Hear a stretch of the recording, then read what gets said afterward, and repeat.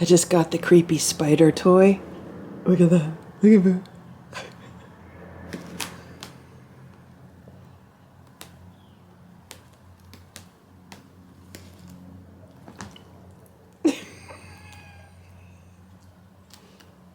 Stella, Splash, Simba, Boo, Sammy, Richard, Nancy, Goldie, Ziggy, Ringo, Eva, Hydrox, and Ditto, the Lucky Ferals. It's 11:15 a.m. and here's Richard. Sammy's walking around by my feet. Simba and Stella are in the kitchen underneath the kitchen table. Boo's in his room. I don't know where anyone else is. I've been tidying up for the past hour or so. I have to make sure that I vacuum every day, and I have to make sure that like the cats are flea combed. So there's like all that stuff I needed to clean up. And then today I found a new trail of ants downstairs, and they're coming from a different location. So I had to clean that up and put new ant bait down. I had to scoop all the litter boxes. You know, just cleaning up after 11 cats is a lot of work. And I tidied up the kitchen a little bit. There goes Sammy. There goes Sammy. And thankfully, the central air is still working. So it's 79 degrees inside, which is quite cool if you're not, you know, busy doing stuff. I'm a little hot right now. I wish I could lower the AC, but if I lower it, then it starts not working. So I'm just going to keep it on what it is. And I received a call from the HVAC company who is on their way, and they said they're going to be here between 11:30 and 11:45. So I thought that was nice that they called me. They also called me yesterday to confirm the appointment. So far their professionalism has been really great. And we'll see how the estimate goes and, you know, what that experience is like. And then after today, I have another one in 2 days, another estimate the day after tomorrow. Then after I get that estimate, I'll have 6 estimates. And I think that would give me a really good idea of what the going market rate is for replacing my HVAC system, including the furnace. And so far, the prices have ranged by $6,000 between the lowest price and the highest price. So $6,000 is definitely a big price difference. So we'll see how these other 2 estimates come in and where they fall within that range. Stay, Boo, stay. Just stay there. Stay there, Boo. Boo makes it so hard to film him. So none of the OG4 had any fleas on them this morning. And I did not get any fleas off of Sammy or Ziggy. I got a few fleas off of Richard and a few fleas off of Nancy. So if we could keep it at this level and just have less and less fleas every day, I think that would be really good. But in order to do that, I have to make sure that I am flea combing the cats twice a day, which is what I've been doing. And I've been vacuuming at least once a day, right, Boo? And I've been changing any kind of sheets and coverings every few days because I have not been seeing like any fleas just on fabrics. Like right now there's a few pieces of like stray litter, but I have not seen any fleas like just jumping around unless it's a situation where I am like combing Ziggy and a flea literally jumps off while I'm combing her, but then I've been able to like grab it. So thankfully we are nowhere near the level of fleas that we had last fall, but they were probably building up over several weeks and I didn't even realize it. And that's what happens like if you're too busy to really see what's going on. But thankfully Boo told me that he was itching too much and that I needed to check him, and that's when I found his flea, and then that made me check the other cats because they have not been itching any more than usual. So thankfully Boo has been itching less since I got his one flea off. Boo's kind of like the princess and the pea, like one little flea and he's so uncomfortable. Whereas like some of the other cats can have multiple fleas on them and it doesn't even faze them. Boo says it's because he's so sensitive. He has very sensitive skin. Okay, Boo. I know, you're very sensitive. You're a thug, but you're a very sensitive cat, okay? Now you relax in here, okay? Because we're going to get another estimate for the AC, and you're not going to want to be running around the house, okay? Good, okay. It's 12:20 p.m. and I can't find any of the cats. Everyone is hiding. Here's Boo, can you see him? So this estimate guy showed up at 11:45 and he literally just left. It took 35 minutes and it was the second longest estimate so far. It was just, I don't know. Some people just want to talk about other things other than air conditioning. His quote was not even like a cheap quote. It was just right now, this quote was like in the middle of the bunch of quotes and he was like ready to get me signed up today. And I was like, no, I can't do that. I have a few more companies coming that are going to give me quotes and then I'll know better after I get those. So, I mean, he was nice. It wasn't like he was creepy. It was more like maybe he was a little bit autistic because he's been doing AC units since he was 16. Actually, he was telling me since he was 13 because he started helping a neighbor who had an AC company. So it's kind of reminding me of like one of those people that are just like super focused on something. And he was a little odd, but not creepy. But he just wanted to keep talking because he used to live in this area back when he was in his early 20s. And then he grew up in like the neighboring town and now he lives like 20 minutes away. So he was telling me about different things about around here, but I was just like, it's so hot. Just give me the estimate and, let's just be done with this. So he's going to email me 2 different estimates. And now I have one more company coming on Monday and then maybe that'll be it. Or, I'll just have to see. Everyone's kind of falling into the same range. So we'll see how it goes. Here's Sammy. She just came out. I should also mention that the guy today was $2,000 more expensive than the guy yesterday. So it's a pretty big difference. And the guy today was, like in the middle of the estimate ranges that I've been getting. It is 3:50 p.m. and there's Ziggy and Nancy laying in the cat towers. Ziggy got lots of pets today. I was laying on the couch for a little while. Ziggy came up to me and she was like laying next to me. Ziggy might turn into a lap cat. And look at what's going on here. So on the left, we have Goldie. And on the right, on the top, it's Richard.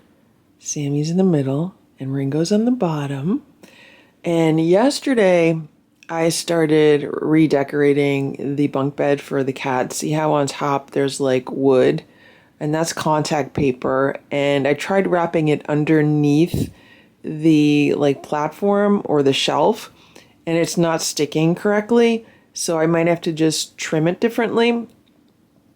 And then I put some of the scratching fabric on that one post just to see if it'll stick or if it's going to come off. And the seam where like 2 sides of it meet has been loose. So I keep tightening it. So I'm just kind of experimenting with whether these materials are actually going to stick, because I don't want to cover like the whole thing and then like everything's going to start popping off or coming loose. So I'm just experimenting with those 2 sides right now. It's 5:45 p.m. Ringo moved over to the bunk bed. Do you see how big Ringo is? Look how big he is. That shelf from left to right is 30 inches. And look, he's not even stretched out. That's just his back. So from the top of his head to like the bottom of his butt, it's almost 30 inches. He is such a big cat. He loves that bottom shelf. And Goldie's now on the bottom of the cat tower. Sammy's still in the middle. And Richard's still on top. The only one that I haven't seen today is little Eva. But all the cats were scared when the AC tech came. And he spent a lot of time here. So I don't know where she's hiding. Look how big Ringo is.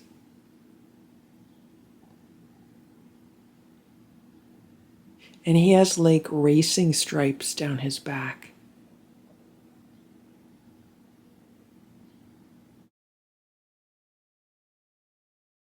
It's 8:15 a.m. and I'm checking on this bunk bed for the cats, this shelf that I put the contact paper on, and then the scratching fabric. So the contact paper is actually holding up better than the scratching fabric. This contact paper is not coming loose as much as I thought it was. But the scratching fabric, on the other hand, well, this is a test piece that I just put up here this morning because I wanted to see what would happen, like if I overlap it, because this is supposed to stick on fabric. Like this is something that's supposed to stick on like couches or furniture, as well as walls.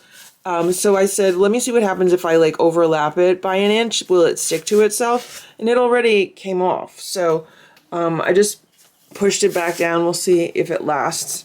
And then here is the other piece that I cut. You could see it like fits perfectly. It doesn't overlap. And I had to push it back in because this morning it was open by like an inch. Now I don't know if I'm gonna need to put like additional glue underneath it or this is just like not gonna work. So we'll see what happens with this. And here's Boo. How you doing, Boo? Nancy's under the bed right now. She was in the living room because she wanted to come upstairs this morning. Well, Boo came running out of his room and running into the living room. I guess he didn't notice Nancy was there. Well, she saw him and she just went into hyper focus mode on him. And I was like, okay, this is not good. So then I had to stand in between them and be like, okay, Nancy, you don't need to focus on Boo right now. So that took her focus off of him. And she left the room and she went under the bed. So here's Boo. He doesn't seem too fazed by it. Nancy's been a lady recently. Like for the past few days, she's been behaving well. So I've been getting used to that. So I wasn't too happy to see her going back to her old ways this morning. It's 8:40 a.m. and here's Boo. Let me tell you what just happened. So I'm in my room getting ready for my day. Nancy was under the bed. And Stella walks in the room.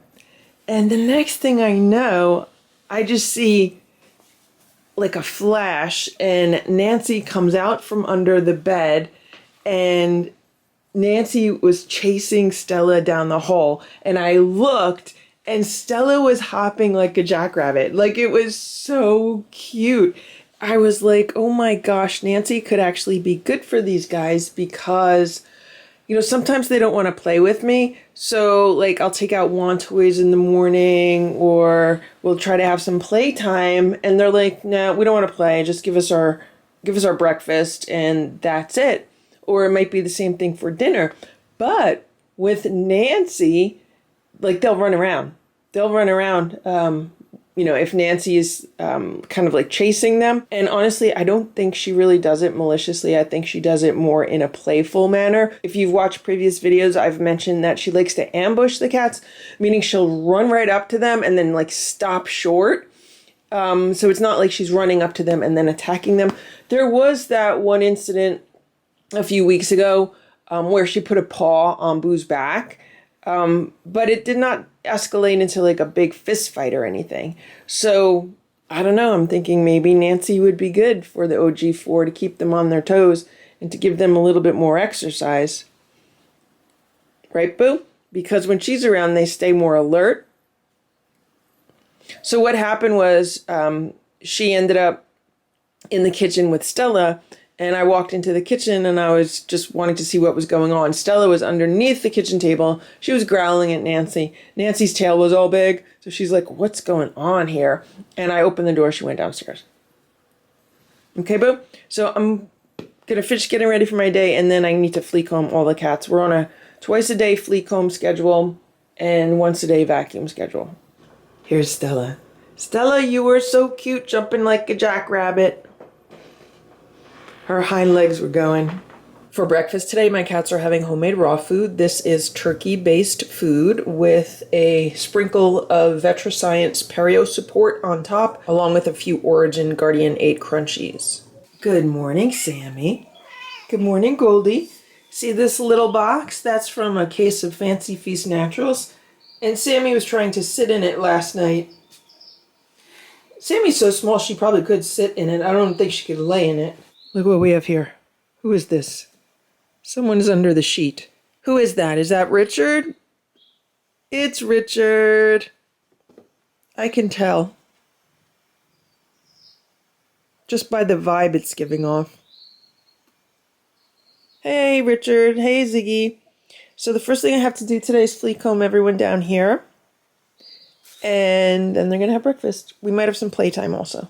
Nancy, what are you doing? Go eat your food. Nancy, go eat your breakfast. Go eat your breakfast, Nancy. Nancy, eat your food. Go ahead. Go down and eat.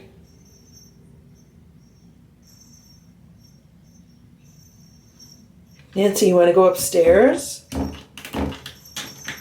Do you hear how they bang on the doors? Nancy, you want to go upstairs? Who's up there? Do you see somebody? You see somebody, Nancy? Okay, let's open the door, okay? Let's open it. Here we go.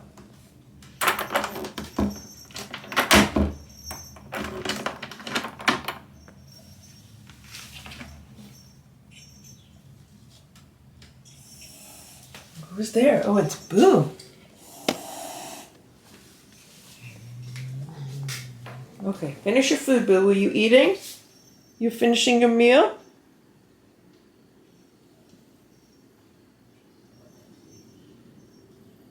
Nancy's very careful.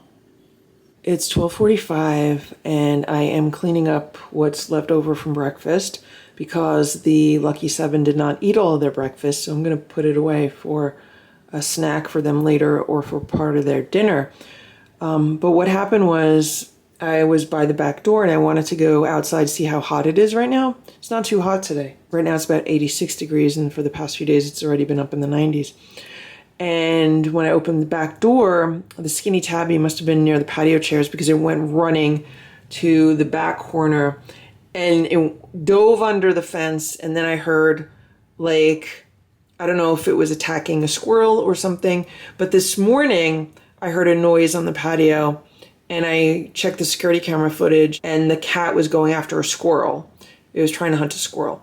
So it looked like it was doing that for the second time today.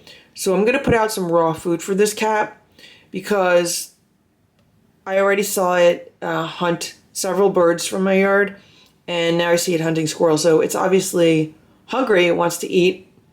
So maybe if I put some raw food out, it's not going to hunt the wildlife that shows up in my yard. So we'll see what happens. It's 11 a.m. and here's Sammy on top of the cat tower. So today it's only supposed to get up to about 82 degrees. So I have all the windows open and the cats are really enjoying that. For some reason, Ringo's in the waste paper basket right now. I have to get him away from there. Here's Nancy and Ziggy. Most of the Lucky Seven did not eat their breakfast today because they just want to come upstairs. They're really excited to smell the air from outside because all the windows have been shut for several days because of the heat wave and the air conditioning issue. Speaking of which, we have another estimate today sometime between 2 and 4 p.m. So I have about 3 hours to vacuum, get things cleaned up, scoop litter boxes, stuff like that. And yeah, we'll see where this estimate comes in. I feel like I've already gotten a high estimate and a low estimate, and everyone else keeps coming in somewhere in the middle. Here's Bowie's finishing his breakfast in his room. I'm not going to necessarily just choose the lowest estimate because it's the lowest estimate. I'm going to take a really good look in comparison of several of the estimates and see where they differ and what is the best value. Right, Bill? It's 1:20 p.m. Look at what's going on here. So there's 4 cats. I don't know what they did with the blanket that's on the bottom one, but it's not there anymore. Anyway, on the top left is Nancy. Ringo's underneath her. Ziggy's underneath him. And Sammy's on top. The window is wide open because it's cooler today. It's only supposed to be 82. Right now inside it's 80. If the temperature goes up to 81, 82, then I'm probably going to turn the AC on and shut the windows. But right now, it's still good. I'm in the middle of vacuuming the house. And I was going to vacuum this room, and then I stepped into it and I saw what's going on here. And I know if I put the vacuum in here, they're all going to freak out. So I'll just let them be happy right now. And standing here, I have the most awesome cool breeze. There's easily room for all 4 cats on top. This morning, Sammy and Goldie were sharing the cat tower. See? So Ziggy and Sammy could easily share that cat tower, and then Ringo could go up there with Nancy if he wanted to. So right now, just looking at this, I know that the bunk bed for the cats is a success. I need to figure out what I'm going to do with it as far as the fabric and the contact paper goes.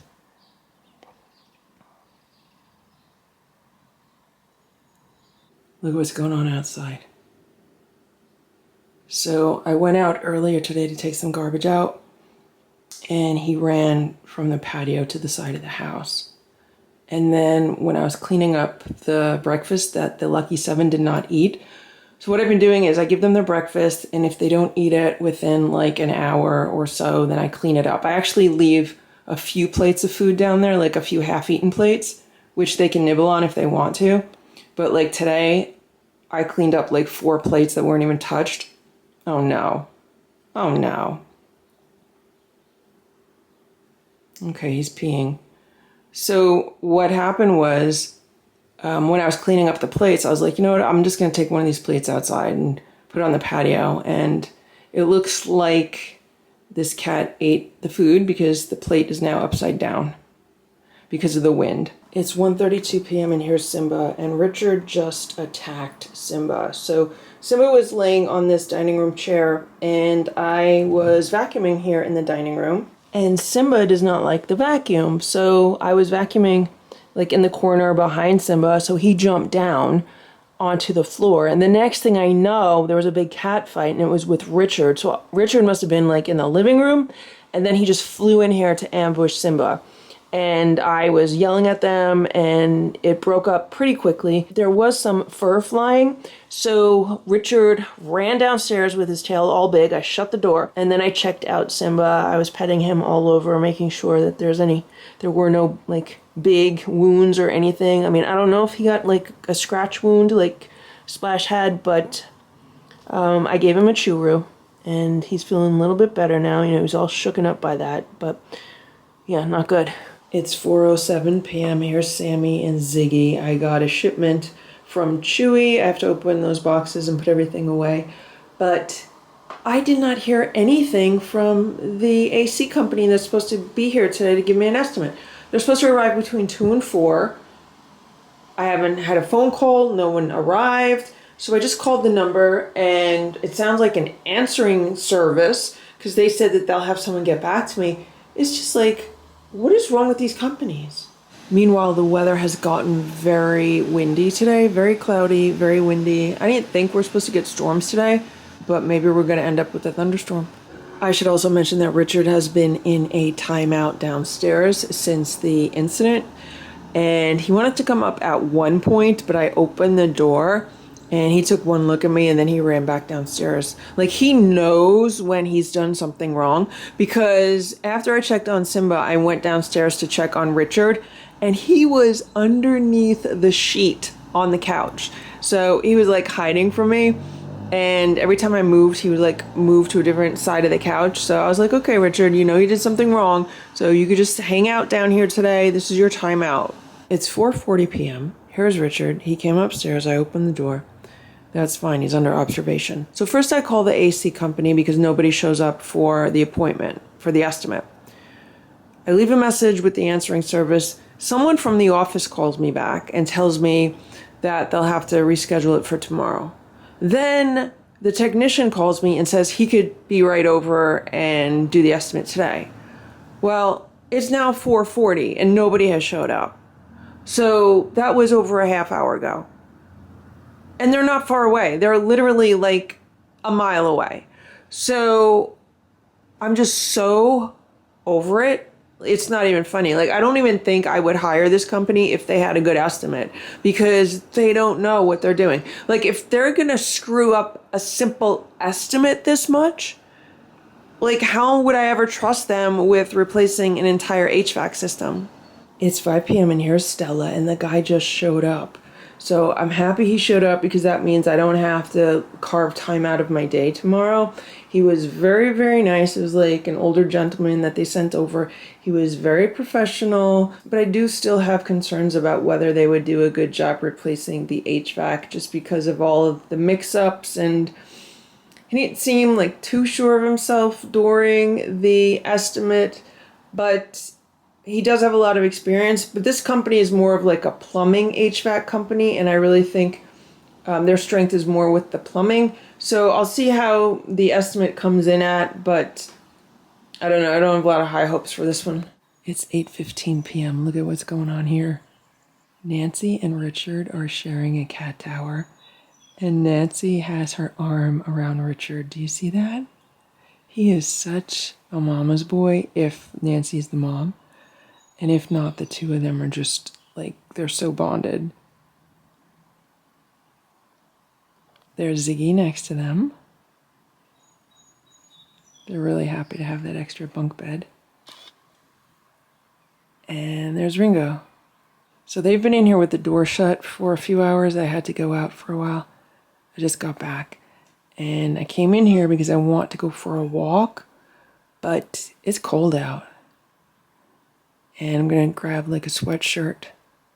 It's only like 70 degrees right now.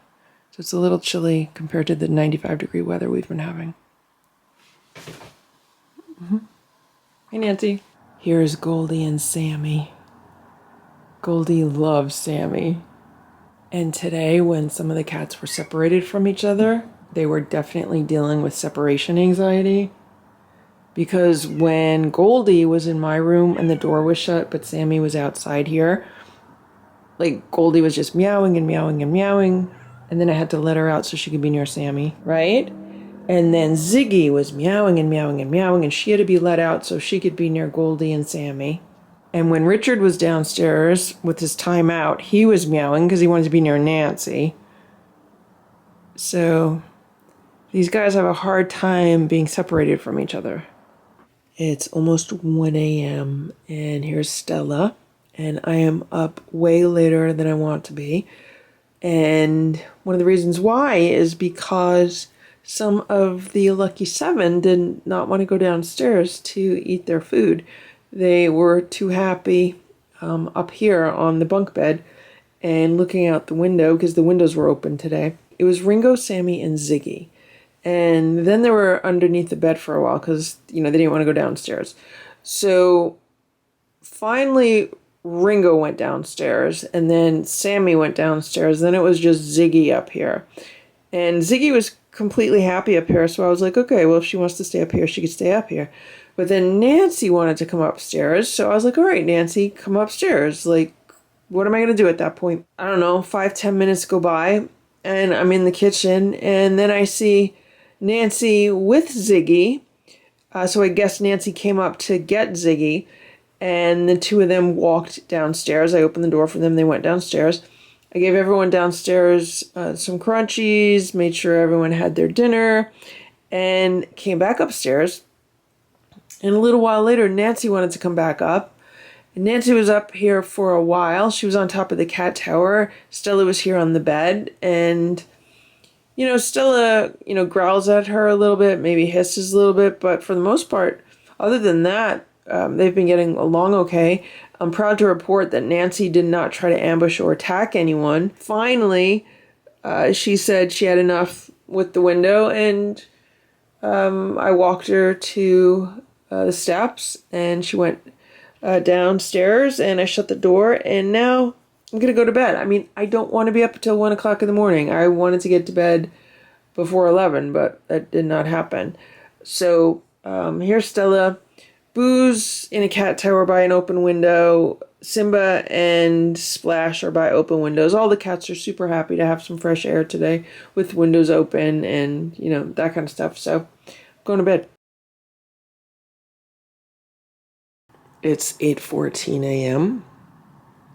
And I got up maybe like a half hour ago, but I didn't get out of bed yet because I didn't get to bed till like 1 a.m. So, here's Boo. And he was on the bed when I woke up this morning. Here's Stella. Here's Splash. The windows are still open. It's nice and cool. I didn't think anything was weird until I went into Boo's room. And then I noticed, like, this stuff on the floor. I was like, what is that? Like, it doesn't look like vomit. It just looks like something was spilled there.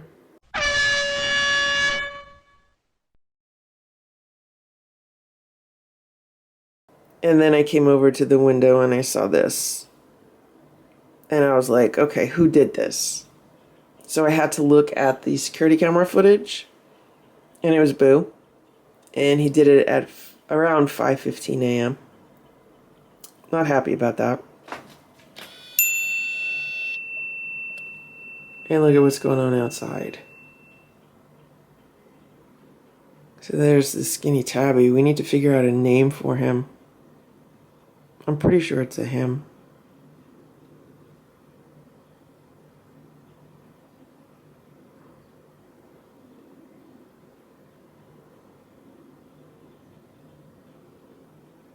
He looks very happy this morning.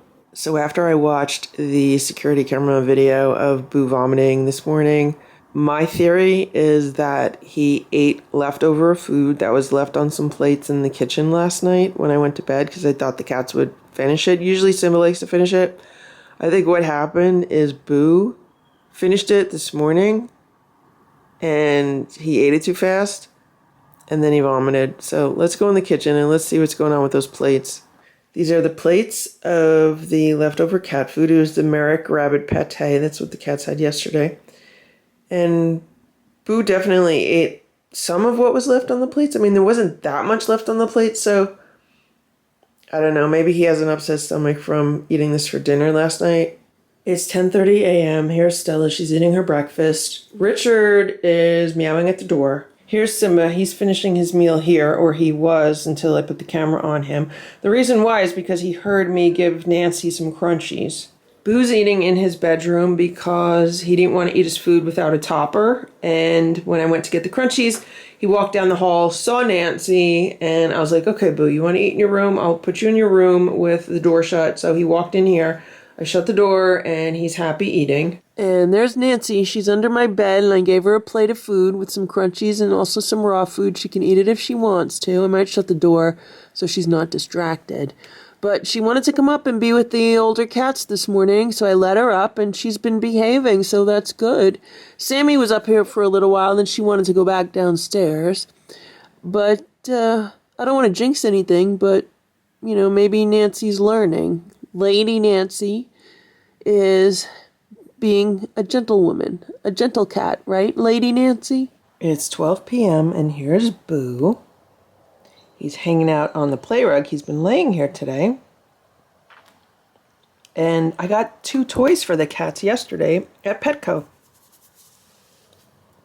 So I went to one of the other local Petcos to buy some canned food. The cats haven't had the Merrick canned rabbit pate in a while. And I forgot to defrost homemade raw food for them. So I was like, oh, I'll just go to Petco and buy the rabbit pate. So I picked some of that up. And I saw this toy near the cans of food. And I thought this was really interesting because first I thought, well, it looks like dreadlocks. But these are made out of wool. It says it's handmade in Nepal. It's 100% natural. And these are supposed to be wool. And the cats, specifically, you know, Simba and Richard, they love those little wool balls that I call pom-poms.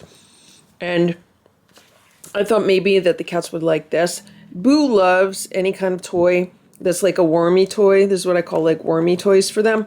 Stella usually loves those kinds of toys too. So I thought, let's see if they like these. Hopefully Simba and Richard are not just going to chew it up. And then when I was walking around to check out, I saw this near one of the front aisles. And this is a chasing spider teaser. Do you see the spider? It's a really scary looking spider on a string. And I know some of the cats really love hunting bugs, so I thought maybe they'd like that. The only thing I was thinking is, you see all these legs? I think the legs might get chewed off, but I don't know, we'll just see. So, which one would you like to play with, Boo? Which one do you want? You pick. You want the spider? You want the spider? Or you want this one? I think Boo wants this one. He's showing more interest in this one. All right, let me open this. Let me open that, okay? So I just took the toy off the packaging, and I think it is so cute. I think they should have put like a little face here because, hold on. Let me see if I could show it to you. Boo, let's go. He's like, I'm not letting this go. Let go, Boo.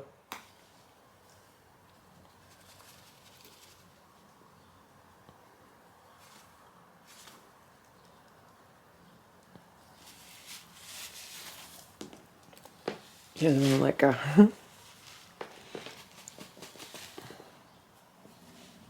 See how cute this is? So to me, this looks like a bunch of dreadlocks.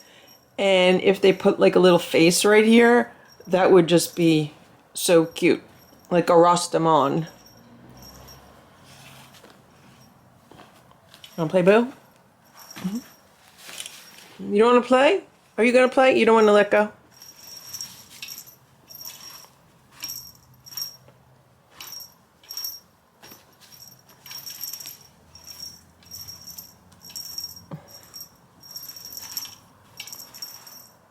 This is how you want to play with it? That's how you want to play, Boo?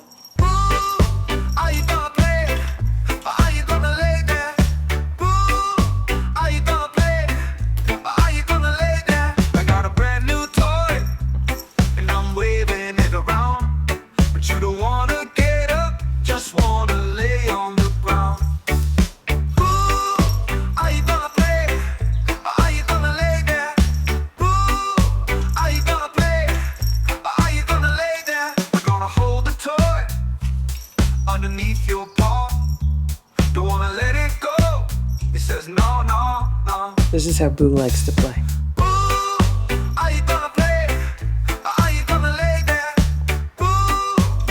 You gonna play? Or are you gonna just hold it? You just wanna hold it? Okay, you're just gonna hold it there? You don't wanna play? You want this one? So I'm glad Boo likes this toy, even if he just wants to hold on to it. Toy underneath your paw. Don't wanna let it go. He says no, no, no. Ooh, are you gonna play? Are you gonna lay there? Ooh, are you gonna play? Are you gonna lay there? Who says he wants all the dreads?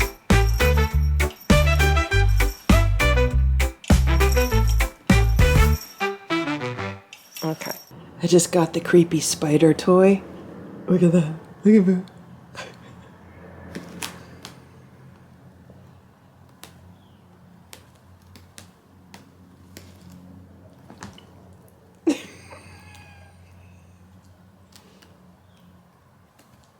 I think he likes this one better. They only had two of these, like this one and another one. I might have to get one for downstairs.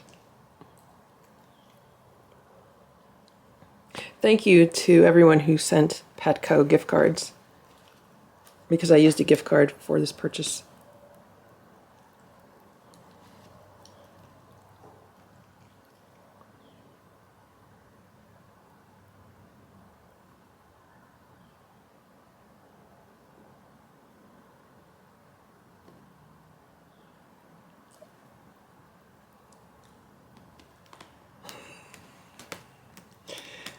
Boo wants it, but when he touches it, he's like, ew, it's icky. Oh, here comes Ringo. Maybe Boo's not going to play because he sees Ringo.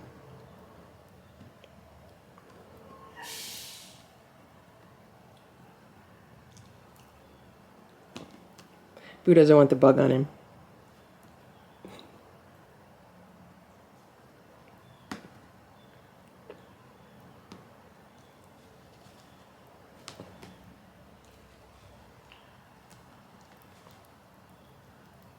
Oh, maybe I could get Boo into his room. All right, I was just able to get Boo into his room with the spider. This is amazing. Usually I always have to use food. So This toy is a hit with the cats for sure. I might go buy the other one. They only had 2 there. I wonder if I could get this online. I'll have to look. But I'd rather support a local store.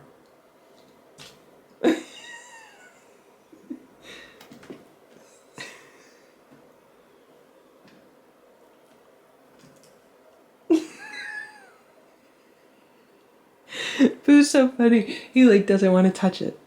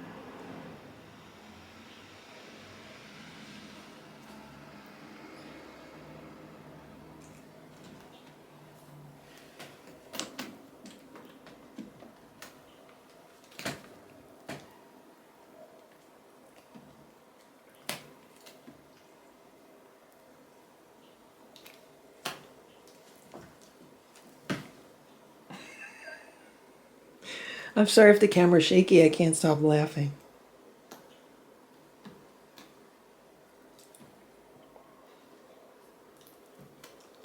I can't believe how much Boo loves this.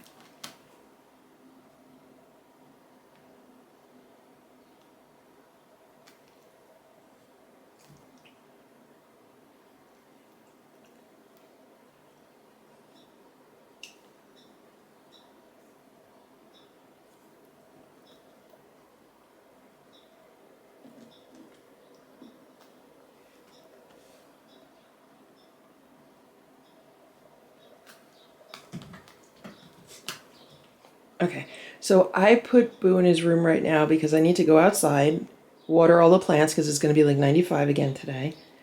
And I do need to go out. I need to head over to my office for a little bit. So it's just better to have him here than with Ringo in the living room. Okay, now let's put this away, Boo. We'll play with it later, okay?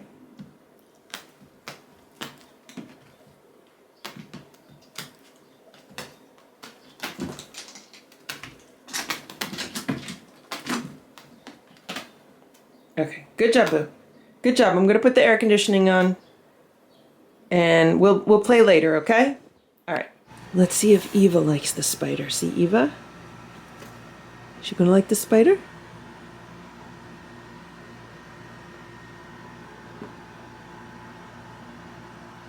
Remember, Eva's a little bit afraid of me, but look, she's coming toward the spider. Look at that. Look at that. Look.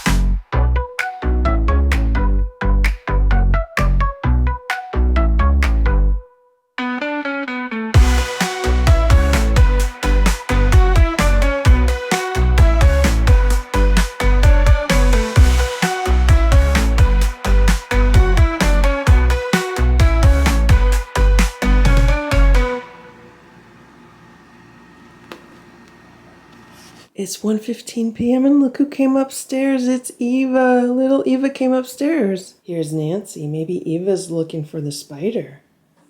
I just came inside and I was outside watering the yard, and I'm very unhappy right now, right, Nancy? Because there's a dead squirrel in the back of my yard behind the garage. Not happy about this at all. Never had a dead squirrel in my yard. I know it's because of that cat, because the other day I saw the cat go after two squirrels. I don't know if it was the same squirrel, but I saw him go after a squirrel twice, and now there's a dead squirrel in the back of my yard. There are no coincidences. That's definitely from the cat. So now, like, I totally understand why people get pissed off at having cats in their yard, because who wants a bunch of dead animals in their yard? I don't want to deal with this. It's fairly large. I only viewed it from a distance, like maybe 15 feet away, and there's flies buzzing around. There's an odor. So it's obviously been there for more than 24 hours. Part of me says just leave it there and see if like an animal will eat it or drag it off somewhere. Then another part of me is like, grab a shovel and put some gloves on and, put it in a bag and stick it in the garbage. And then another part of me wants to call animal control and see if they'll just come and get it. But I looked on their information and it says they only pick up dead animals in public areas, and in my yard's not a public area, so I don't even know if they would do something like that. Here's Sammy and Richard. But no matter what I do, I can't do it right now because I'm running late. I have to get out of here, and I'm going to have to deal with it later, or potentially put it off until tomorrow because it's supposed to be super hot. I mean, I don't know. I'll look at the weather forecast. I mean, if I could just leave it there and then an animal will take it, that would be the best thing. Like what happened with the mouse a few weeks ago when I had the dead mouse on the patio. Overnight, it was gone. But this is a large squirrel, and I know it's a squirrel. It's 1:30 p.m. I just gave Nancy a few crunchies, and Ziggy and Ringo are eating them also. I have to leave, and I've decided that what I'm going to do is when I get back, I'm going to call animal control and see if this is something that they could pick up. And if they can't pick it up, I'm going to leave it there overnight and see if it's still there tomorrow because it's too hot. And like even now, just thinking about it, I feel like I'm going to throw up. So like I don't want to go outside and then pass out or get sick because of the heat and like a dead animal. And so that's what I'm going to do. That's the plan, at least. Yeah, I don't know. I got to get like a ginger candy or something because I have to get rid of this feeling of nausea right now. I really feel like I'm going to vomit. I'm also reminding myself that when Stella, Boo, Splash, and Simba were living outside, and when they used to hunt, they would like hide what they caught, and sometimes they'd bury it, and then they would go back to it like a day or two later and then finish eating it. So maybe the cat that did this will go back and eat it. I mean, it doesn't make any sense why the cat would kill it and just leave it there. So that's what I'm hoping. But I still might call animal control when I get back later. It is 3:45 p.m. Here's Nancy and Ziggy. I just got home. I absolutely love this weather, like this 90-something degree heat. I don't know why, but I really like it. It reminds me of like all the time that I've spent in like Florida and Las Vegas, and I just really like the heat. And like yesterday, it was down to like 70 degrees, and I was like, oh no, it's too cold. It's like way too cold. So I don't know. I think my body much rather prefers hot weather like this than cold weather in the winter. I'm just much happier with the hot weather. So I just got back. And I went outside and I verified that it is indeed a dead squirrel in the back of the yard. I also called animal control, and they said that if it's on like someone's yard, like it is, it's on my yard, they charge $55 to remove it. And I could understand that because they have to come out here and they have to dispose of it. There is cost involved. I think 55 is a little high. I think 25 or 30 would be like much more reasonable, but it is like money going to animal control. So, I think they do provide a good service. However, if we think about the fact that it took them like almost 2 years to get back to me on the TNR issue. Like, I know they're incredibly mismanaged, so I'm kind of torn about whether I want them to do it. Now, for disposing of it, you know, he said, you know, just put it in a bag and throw it out. So that's the other option. I do have a shovel in the garage, and I do have some plastic bags, and I could pick it up with a shovel, put it in a bag, and dispose of it that way. I had to do that with a dead bird at my office a few weeks ago, and that was not fun to do. So I'm just going to stick with the plan, and that is to let it be overnight. If it's still there tomorrow, then I'm just going to deal with it tomorrow. Maybe an animal would like to enjoy it overnight. I don't know. I'm not going to feed that cat. If I see that cat, I'm not putting any food out for it. If it wants to eat something, you can eat that squirrel. So that's the situation. Here's Sammy and Richard in the cat tower. And thankfully, the AC has been working. It really likes it when I keep it on 79 degrees, and I'm very comfortable at that temperature. The cats are all very comfortable at that temperature. So I've been pretty happy with that. This morning I did research if there are any other like local companies that I could call that are actually worth talking to. I didn't see anything. So I might look again maybe tomorrow. And if I don't see anything, then I'm going to have to like look through the quotes and make a decision. Here's Boo. He's in his room. He's laying on the day sofa. He doesn't want to be near the window because that's where he threw up today. But he ate his breakfast, and he had playtime, and he got brushed and combed, and he feels good otherwise, so I think he just had an upset stomach. I went to Petco on the way home, and I picked up another one of these spider teaser toys. And this one I'll keep downstairs for the Lucky 7 when they're down there and when I want to play with them down there. Then I also picked up these silver vine sticks because Simba likes to chew on things and he can't have catnip because catnip makes him vomit. So I thought we could try the silver vine and see how he does with those. Here's Stella and Splash. I also got these straw toppers. I've never seen anything like this before, but I definitely need them because what happens is anytime I'm drinking out of like a water bottle with a straw in it, Stella usually likes to either smell the straw or like lick the straw just to see what's going on there.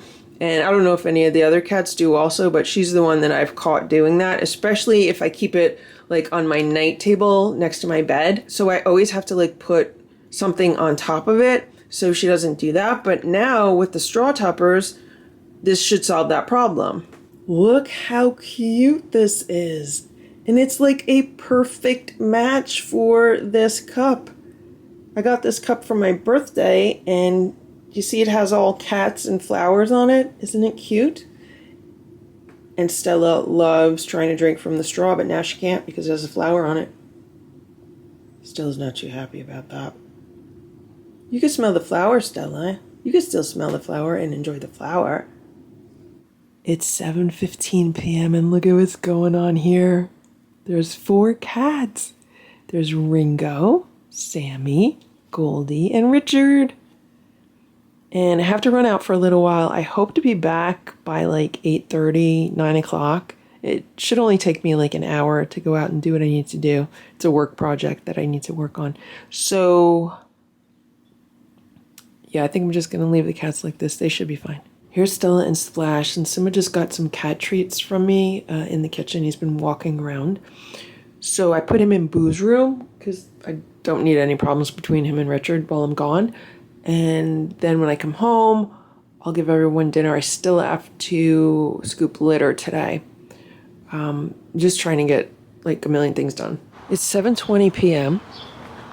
And I was just out here because I had to get something out of the garage. And the cat was right here. So I told the cat that he better go eat that squirrel. There he is. Listen, you better go eat that squirrel. Go eat that squirrel and don't leave any of it here, okay? Eat the whole thing. Look at this. Look. He's just hanging out. Go eat that squirrel and don't leave it here. It's 8:55 a.m. and here's Splash. He's hanging out in Boo's room. I have the windows open right now. It's going to be another very hot day today. It's supposed to get up to about 95 degrees. So the cats are getting some fresh air now, and then I'm going to have to shut the windows and put the AC on later.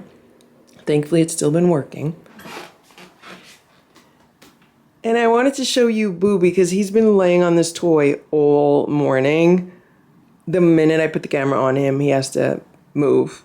And here Stella, she's hanging out on the cat tower. They had some playtime with the spider last night, and Boo just goes crazy every time he gets the spider.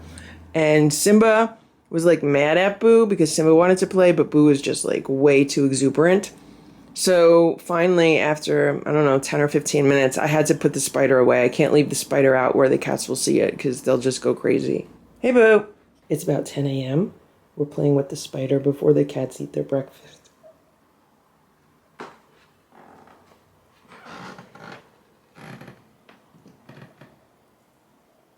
Don't eat the string. Don't eat the string.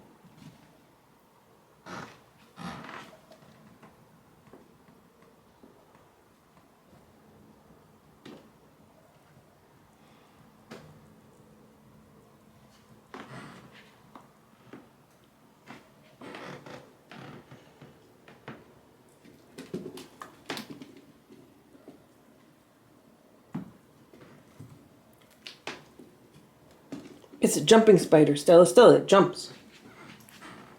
It jumps. 1, 2, 3. It's a jumping spider, jump, jump, jump. A jumping spider, jump. It's a jumping spider, jump, jump, jump. A jumping spider, jump. Get it, get it, get it, get it, go, go, go, go, get it. Get it, get it, get it, get it, go, go, go, go, get it. It's a jumping spider, jump, jump, jump. A jumping spider, jump. It's a jumping spider, jump, jump, jump. A jumping spider, jump. Get it, get it, get it, go, go, go, go, get it. Get it, get it, get it, go, go, go, go, get it.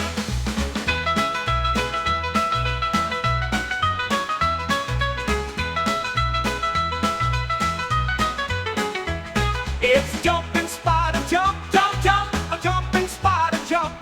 It's a jumping spider, jump, jump, jump. A jumping spider, jump. Get it, get it, get it, go, go, go, go, get it. Get it, get it, get it, go, go, go, go, get it.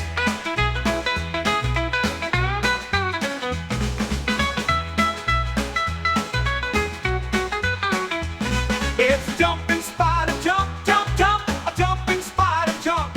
It's a jumping spider, jump, jump, jump. A jumping spider, jump. Get it, go, go, go, go, get it.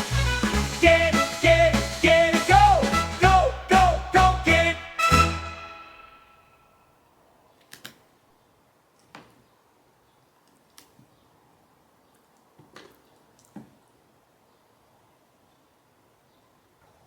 Look at Simba. Of course, he has to move. It's 11:05 a.m. Here's Boo. He's taking a bath. He just finished his breakfast. He's in his room with Splash today. And my game plan for the day was to go outside and see if the squirrel was still there. So I went outside and I was hoping very much, hey Splash, I was hoping very much that the squirrel would be gone. I figured, well, one of the hungry animals would eat it. Well, the squirrel was still there, but except today, for some reason, it looks bigger and in worse condition than it did yesterday. Like, obviously, it would look in worse condition than it did yesterday. I don't know why it looks bigger, which is weird. I was thinking this morning while I was getting ready for my day, I was like, well, I have like a 5-gallon bucket outside. I could line it with a kitchen trash bag. Then I could get a shovel and scoop up the squirrel, stick it in the kitchen trash bag, close it up, put it in the garbage. But then when I saw the squirrel today, and I was thinking, okay, you know, can I get a shovel and actually do that? The thought of doing that just, I couldn't do it. I was like, yeah, the squirrel's in just such bad shape. Like, I could deal with a mouse, I could deal with a bird, but this squirrel's pretty big. So what I ended up doing was calling animal control, and they said they're going to be here within about an hour, and I'll just pay them $55. You know, I work a lot, and any money that I make, I do like to be very careful with how I spend it. and I do like to save as much as I can and put it aside for emergency situations. And to me, something like this warrants spending $55, even though I do think that fee is too high, but I'd rather just get rid of it. Also, I don't like the fact that none of the local cats or animals are not eating that squirrel, because, like, why is that? Is it because the squirrel is carrying some kind of disease or something? So that's like another reason. I have 11 cats. I don't need to be bringing any kind of bacteria, viruses, animal diseases into this house. So that's like another reason, just for the sanitary purposes of it. I don't want to deal with that. Like, even if I put on gloves and make sure I didn't touch anything, I would still want to disinfect anything, and I just would rather be safe. That is my reasoning and rationalization for spending $55 for having a dead squirrel removed from my yard. It's 11:45 a.m. Here's Ziggy, and animal control just showed up to get the squirrel, and now there's a fly in the house. Here's Splash. So the guy shows up with a really thick, heavy-duty garbage bag.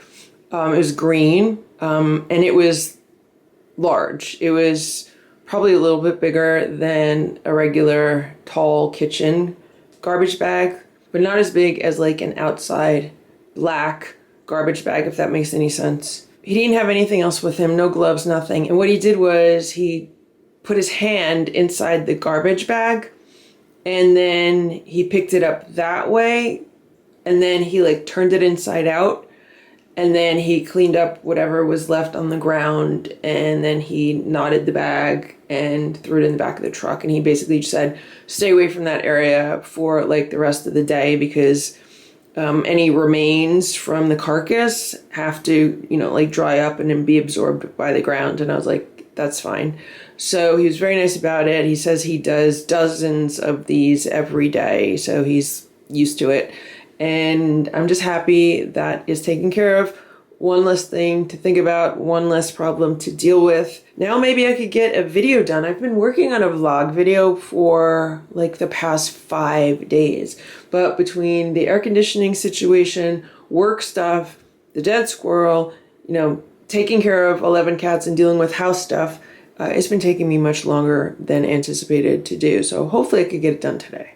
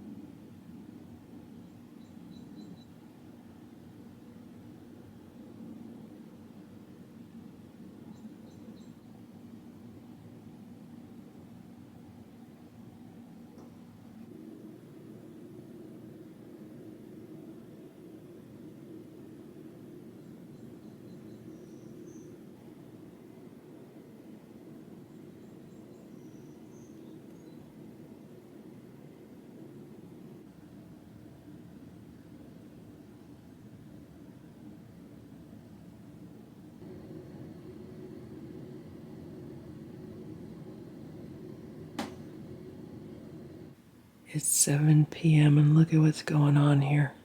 That's Goldie and Ringo. Look at them laying together on the bunk bed. Goldie and Ringo are laying together on the bunk bed, on the bunk bed. Goldie and Ringo are happy together on the bunk bed, on the bunk bed.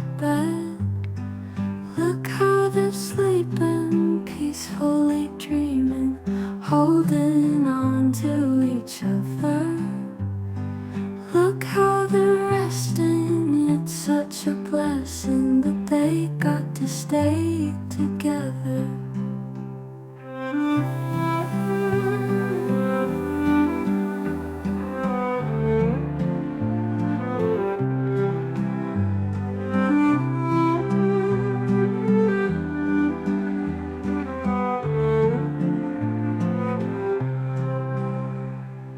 Look how they're sleeping, peacefully dreaming, holding on to each other.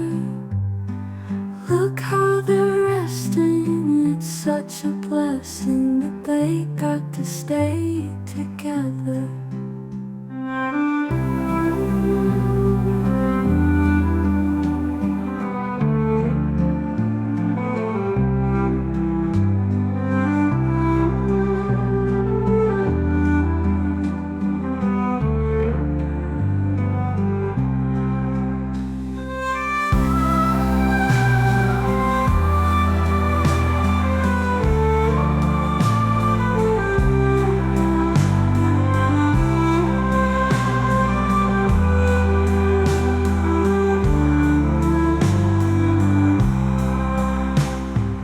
Look how they're sleeping, peacefully dreaming, holding on to each other. Look how they're resting, it's such a blessing that they got to stay together.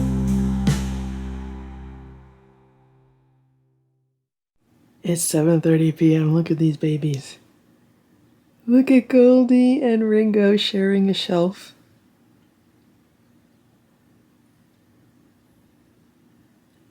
I just finished a vlog episode, which I'm uploading as we speak. And I just looked at the weather. So there's a major thunderstorm on the way.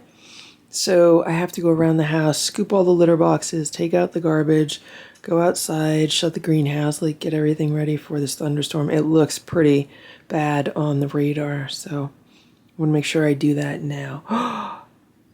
And I just realized someone knocked a plant down. Look at what someone did. Look what they did.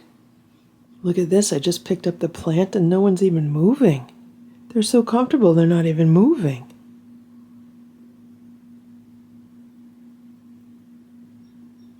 The one nice thing about having central air on versus the windows open is that it is a lot quieter in the house because, you know, there's a lot of noise outside.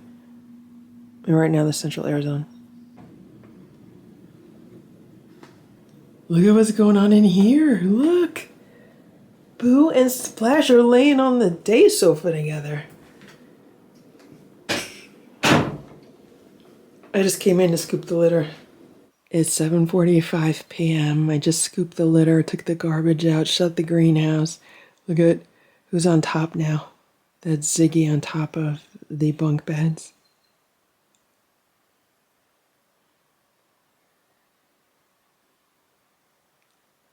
Here's Nancy, she's on the bed. I'd like to go out and take a quick walk. See if maybe I could do a mile at least before the rain gets here. I'd like to do 2 miles, but I don't know if I have that much time.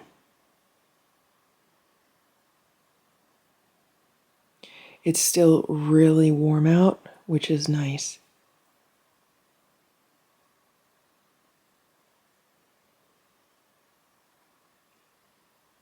These cats are so happy.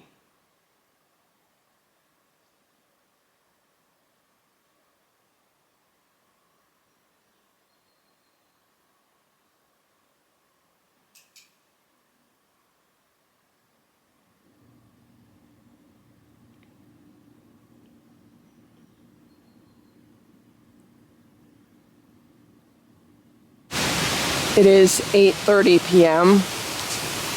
and I just got back from taking a walk. I wanted to do 2 miles. I only did like 1 3/4 miles, but the wind is crazy. So I wanted to make sure everything is where it should be. It's starting to rain. I might have to tie down the umbrella. I just tied down the umbrella.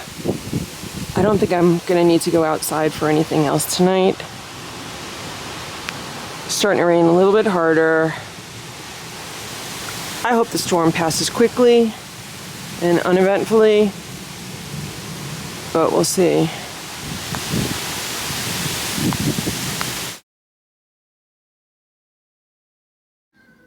It's 4:35 p.m. and look at what's going on here. We're 5 for 6 with this bunk bed and cat tower. So on the top left is Nancy. Ringo is on the top right. Middle left is Ziggy. Middle right is Sammy. And then that's Goldie on the bottom. Richard's walking around meowing. He could easily go in that bottom little bed there.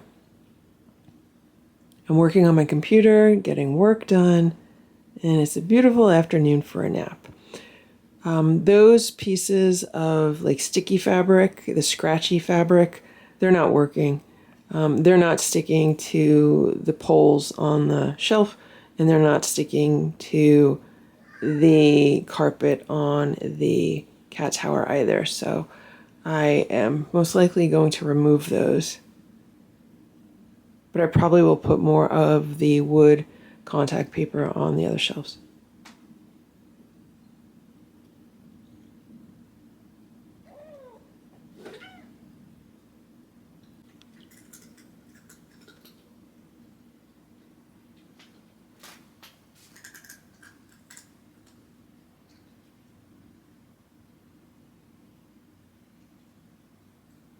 It's 6:11 p.m.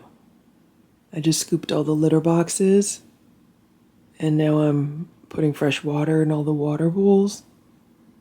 I want to get all the cat stuff done earlier today because I'd like to start getting to bed a little bit earlier. I didn't get to bed till 1 o'clock in the morning yesterday.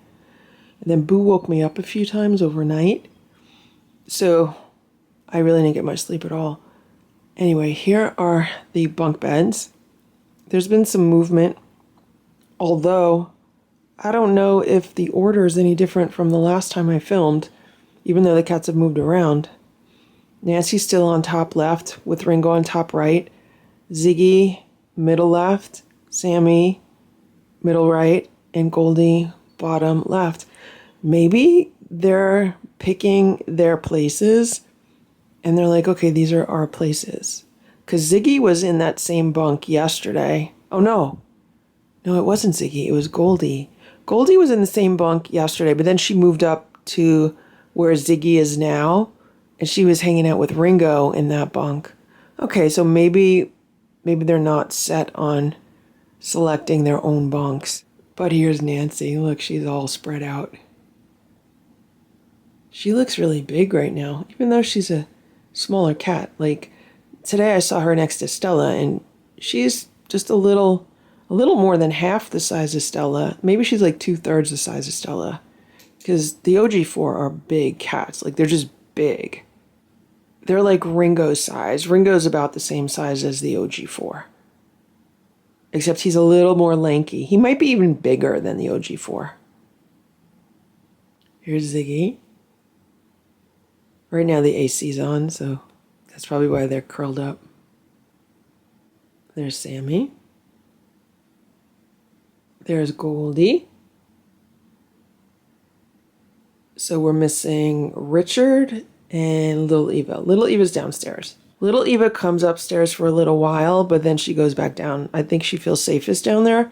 I was trying to play with her just by herself today, but she's really kind of afraid of me. Out of all the cats, she's the most afraid of me. I don't know why. There's plenty of room for her next to Ziggy or on the bottom of the cat tower here. Like, all 7 of the lucky 7 could easily fit here. Here's Boo, he's wandering around. Hey, Boo. Here's Simba, he's on the cat tower in Boo's room. So since I don't plan on going anywhere this evening, I opened the door to Boo's room, and that's why Boo's wandering around and Simba's here. And Richard was here in Boo's room for a little while, so was Goldie. They kind of came in and then left. And so far, there have not been any fights, and no one's been trying to attack Boo. But that's, the issue that sometimes members of the Lucky 7 do, try to ambush Boo. But since I'm home, I figured why not leave the door open? And I don't foresee me having to go anywhere this evening. So other than maybe taking a walk, I mean, I would like to get a little exercise, but we'll see. It's 6:30 p.m. I'm taking out recycling because I have to put the garbage out today. Look what's going on here. Look.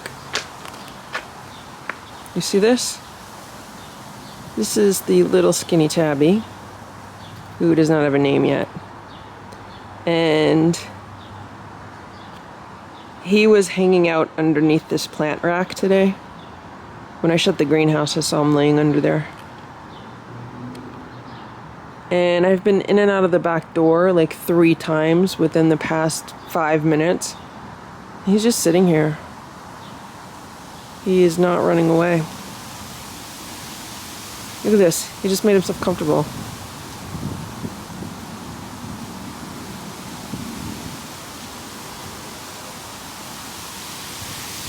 Are you okay?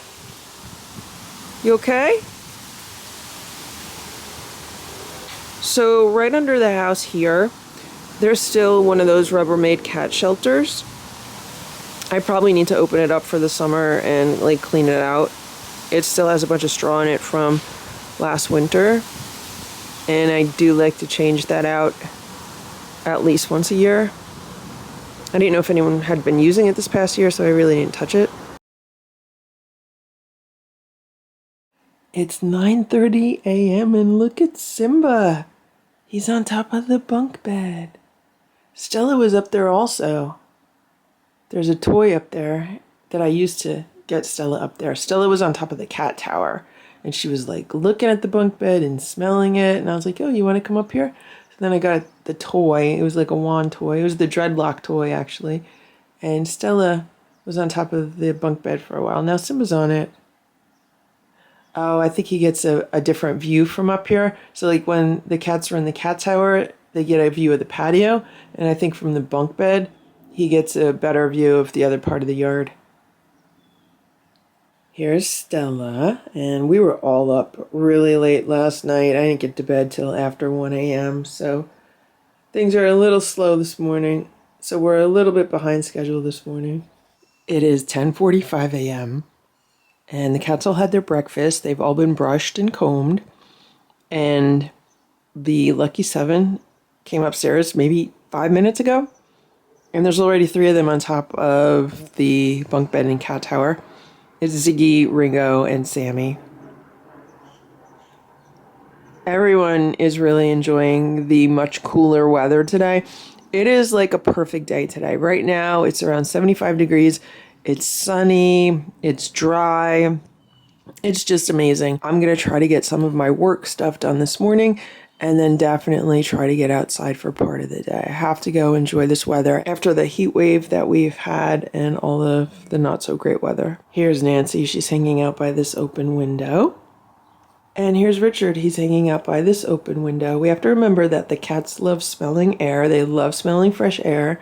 And when the Lucky 7 are downstairs, I don't open any of the windows down there because the windows downstairs are at ground level. And if I open them, even with screens in the window, like all kind of little creepy crawlies are going to come through, especially fleas. Fleas can get through a window screen.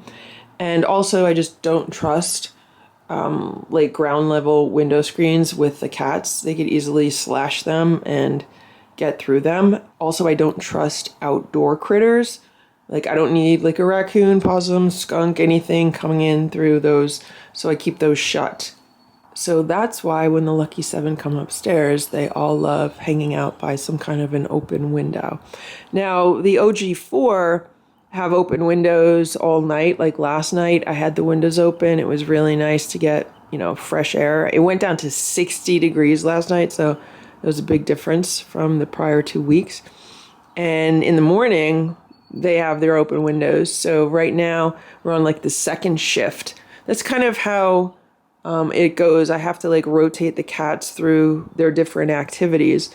So the OG4 have like first shift near the open windows. And then when the Lucky 7 come upstairs, they have second shift by the open windows. And then throughout the rest of the day, that then changes because then the Lucky 7 tend to settle down for naps, and then the OG4 jump onto the cat towers by the windows. The lucky 7 have been predominantly using the bunk bed and cat tower in my bedroom for their afternoon naps, which frees up the cat towers in the dining room and the living room for the OG4 for the afternoon. So it's all about finding some kind of routine and system that works. And to do that, it's just a lot of trial and error. It's about 1 p.m. right now. I've been getting some work done today, and before I leave the house, I am going to rescue some of this cat food. So this is the homemade raw food that was served to the cats this morning a few hours ago, probably like 2 hours at this point. So it's been sitting out a little bit longer than I would like, but it's still good for the cats. So I am going to collect it. These are the paper takeout containers that I've been using. I already have some leftover raw food from this morning in this container. I'm going to scrape off maybe 4 of these plates, maybe 3 of them, and I'll leave maybe 2 of them on the platter, and then 1 I might put outside for the little skinny tabby. It doesn't really have a name yet. And that's it. Like, there's no reason for me to waste this food, and it's been working out really good. So I've been doing this for several days now, and after the cats eat their dinner and when they want more food, I just give this to the cats and they eat the rest of this. So it's really just a time of day thing with them. They don't want to eat it for breakfast, but they happily eat it as an after dinner dessert. I just put one of the plates of food outside, and this little guy was under the table. For some reason, I heard the name Oliver when I was putting the food out. So I don't know if this cat's name is Oliver. But that could work. You know, like Oliver Twist, the orphan, or like Cousin Oliver on the Brady Bunch. So I put the food out, and he was like on a patio chair or under the patio table. And he was watching me put the food out. But he would not go near it until he came inside. Came inside, he went straight for it. So that's just 1 serving. I'm not giving him like a whole bunch of the food or anything. That's just 1 serving. Yesterday, or the day before, see the other plate there? I can't remember at this point if it was yesterday or the day before. But, you know, he ate the food. I gave him around the same time, middle of the day, around noon. And then he was nowhere around dinner time, so that's good. Hopefully other people are feeding this cat also. It's 7:30 p.m. There are 4 cats on the bunk bed and in the cat tower by the window. Look at Goldie. She's like all stretched out. And that's Richard right next to her. And I think that's Ringo on the top. Yeah, it is Ringo on the top. And then Sammy is in her middle bunk. So these 4 are enjoying the open window. It's been open all day. And here's Ziggy and Nancy. And little Eva's downstairs. I wish little Eva would come upstairs more than she does, but if she's not comfortable, I'm not going to force her. I'm in the middle of cutting up beef for raw cat food. I'm making a bunch of chunky beef because the local supermarket had it on sale for $2.99 a pound for 4th of July special, and this was $3.49 a pound. So I ended up getting 10 pounds of beef because you're only allowed like 1 package per person. So I got 5 pounds of the $2.99 beef, which is London broil. Then I got 5 pounds of this Angus beef, London broil, and I cut them up into meal-sized portions and I freeze them in containers. And what I can also do is go back to the supermarket right before the sale ends, which is in about a week, and buy more because I have like 2 different accounts with the local supermarket. It's 8:30 p.m. It's quite cool out and there's a little bit of a breeze. And I just took the garbage out, and Cousin Oliver, let's see if that name sticks, was hanging out on a patio chair and was not running away. So then I went to shut the greenhouse, and then he ran along the side of the house. So I just put a little plate of dry food out. Now I just saw him quickly move away from the plate, but I didn't pay attention enough to realize if he was doing that because he's afraid or if Is he doing that because he has a mouth issue? Okay, he seems to be eating that okay. It could be that he was spooked by something. Yeah, he's just moving it over to eat. The battery in the camera died, so I went inside to swap out a fresh battery, and I just came outside and he got spooked and ran. The reason why I gave him some dry food... There he is, you see him? So the reason why I gave him some dry food is because it's more calorie dense than wet food is. And when I saw him running along the side of the house, he just looked really, really thin. So I figured, let him eat that. He ate some of the leftover breakfast from the Lucky 7 this morning. That was like a meal. And then here's some of the dry food. So what is happening now is because he's seen me bring plates of food out, he's probably going to associate me with food, which is not necessarily something that I want him to do. But I don't know if he's eating other than hunting. I don't know if he's going all the way to the other end of the block to get food from the other people that are putting food out. I don't want him killing any more squirrels in my yard or birds in my yard. And I don't know. This is stupid to do. I already have 11 cats inside. I don't need to take care of another cat outside, but he's here. It's 7:30 a.m. Look at what's going on here. There's 3 cats in Boo's room. Simba's by the open window. Stella's on the cat tower. And Splash is on the day sofa. So Splash threw up this morning. That's what got me out of bed. I heard somebody vomiting in the living room, so I was like, I gotta get up and look, and sure enough, it was Splash. He had a hairball. So I cleaned that up, and I found 2 more places where he had vomited, because, you know, when cats vomit, it's usually not just in one place. They usually have, like, a primary vomit, and then, like, 1 or 2 secondary vomits. So I found all of the secondary vomits, and cleaned that up. And I'm getting ready for my day, just got out of the shower, and I saw this. So right now I have the big attic fan on, and it's pulling beautiful, cool air in from outside. It's around 65 degrees out right now. It feels really good because it's just been so hot and humid here. Today it's supposed to be cloudy and possibly rainy. Tomorrow is supposed to get showers and storms.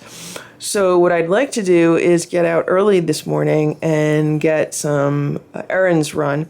I need to buy cat litter. I'm down to 2 bags of cat litter. I've been getting Chewy orders. So I have 2 buckets of freeze-dried chicken breasts on order, and they should arrive here any day. I just opened the big boxes from Chewy, so I have 2 big bags of dry cat food. So we're set with dry cat food for a while. And I had a case of Sheba. I had a bottle of multivitamins for the cats, and I also had a bottle of salmon oil that I use for homemade raw food. So we're good with that. I think I need to buy some more supplements for their homemade raw food. I've been putting vitamin C in it, so I gotta definitely buy more of that. Maybe some of the B vitamins. I've been giving them extra B vitamins because of the flea situation. So I have to look and see where I'm at with that before I go out today. Maybe I'll stop into Whole Foods and pick up some supplements there. I'm trying to think if there's anything else that I need to pick up. The other day, I picked up a bunch of the canned food that the Lucky 7 like. I get that at one of the local supermarkets. It's only like $1.19 a can. Some supermarkets have it for $1.09 a can. So I stocked up. They get that as a snack. Is there anything else I need for the cats? The only thing else that I would need would be more Capstar for the 3 downstairs that don't let me brush them or comb them. But they don't eat the Capstar, so I had to figure out what I'm going to do with that because Eva was the only one that would eat it. Goldie and Ringo both spit it out. So that's what I used last year to control their fleas because I can't flea comb them. I got to find an alternative. It's 7:45 a.m. I just walked in the room and Simba was on top of the bunk bed. He was standing up looking all around. I think he's starting to like it there. Oh, maybe he's just looking for treats, because I had some treats up there. So yesterday evening, I flea combed the Lucky 7. Sammy had a whole bunch of fleas on her. And I was like, where is she getting the fleas from? Because in the morning, she didn't have any. So I'm assuming it was from hanging out with like Ringo, Goldie, or little Eva. But I just hope that there's not fleas landing in these cat towers. At least with the bunk beds, I can like remove the quilts and blankets and change those out. But with the cat tower, yeah, I mean, I have to like vacuum it. This cat tower is in pretty rough shape. I've had it for quite a while. I could probably get another one, but I get these at Home Goods because they're reasonably priced there. I think this one was like $129, which is still pretty expensive. And I haven't seen these in a while. But when I do see one, I'm definitely going to think about getting a replacement for this one. I just put a mouse game for Stella on the iPad. It's called Mouse for Cats. And I discovered it yesterday. I had no idea it existed. And Stella's doing really good. Look, how many hits are you up to, Stella? She's up to like, oh my God, 17, 18, 19 hits. She's doing really good.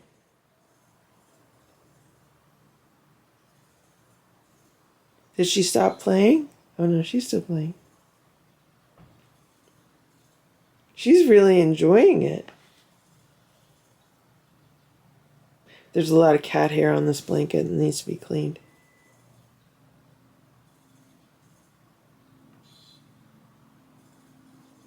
Stella, can you get to the next level? How many hits you got to get to the next level? You want me to put it up like this for you? How many hits to the next level, Stella? You got 19 hits.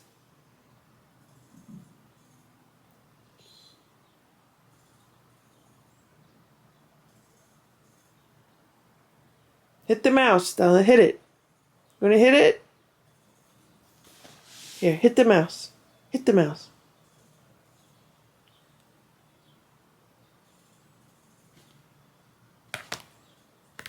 Oh, now she's at 0 hits. What happened? Where'd all the hits go? Stella, where'd all your hits go? What's happened to the mouse? The mouse is stuck?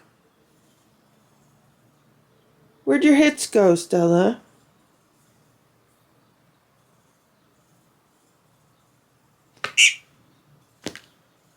That was 3 hits?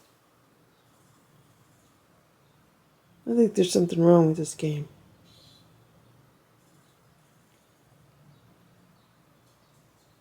I wish it had more sound to it.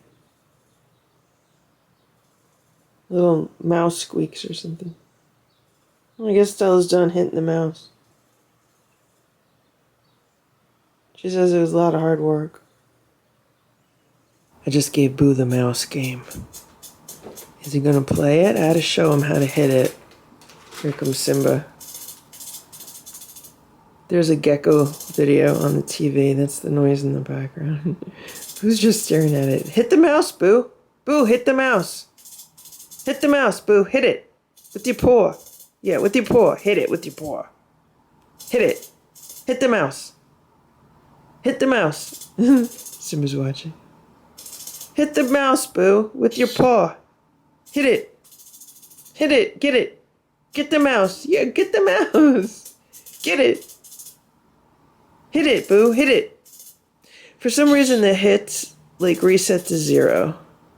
I don't know why it does that. Maybe it's supposed to do that. I don't know. I only downloaded the free version. You have to pay. I think it's like $2.99 to unlock all the features. If the cats like it, I'll buy it for them, but I don't know if they're going to play for it. Boo's just looking at the tail. Oh, there he goes. He got a hit. Hit it, Boo. Oh, he figured it out. And he's up to 9. How many do you got to get to the next level? 14. Oh, maybe if they hold it down, they get more than 1 hit. 17.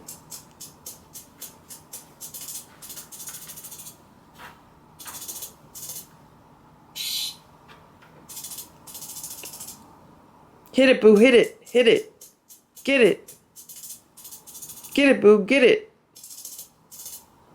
Hit the mouse, Boo. Boo, hit the mouse. Hit the mouse.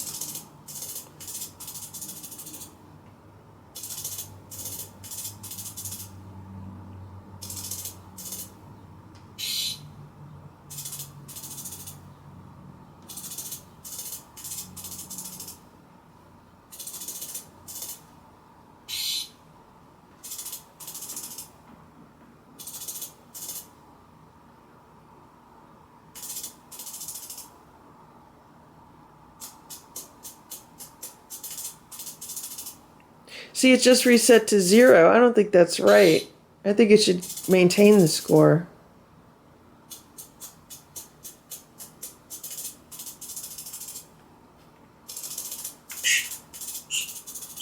Oh, look, he's up to 9 already.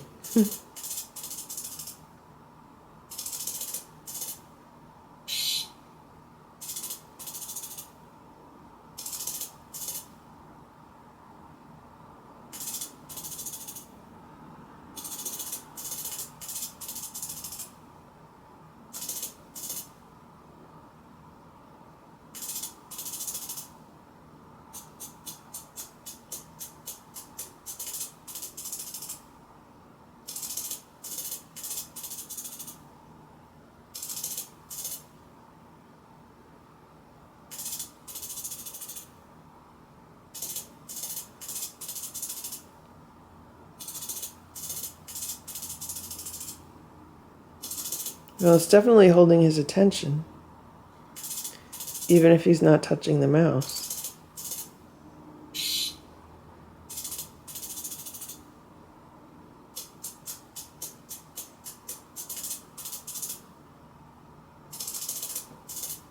So every time I leave the room, then I hear the little squeaking of this mouse or whatever noise it makes when Boo hits it.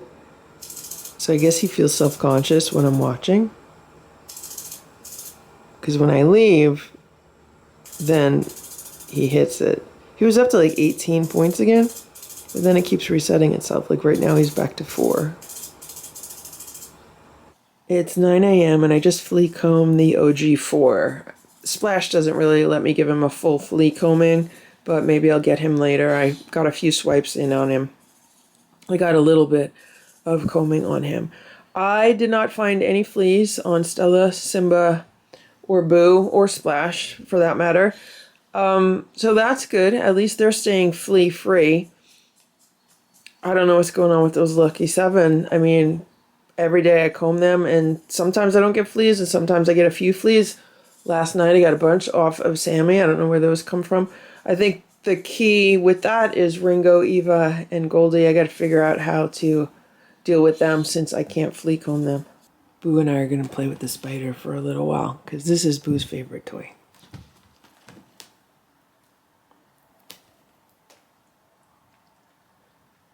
He really hunts it like it's real.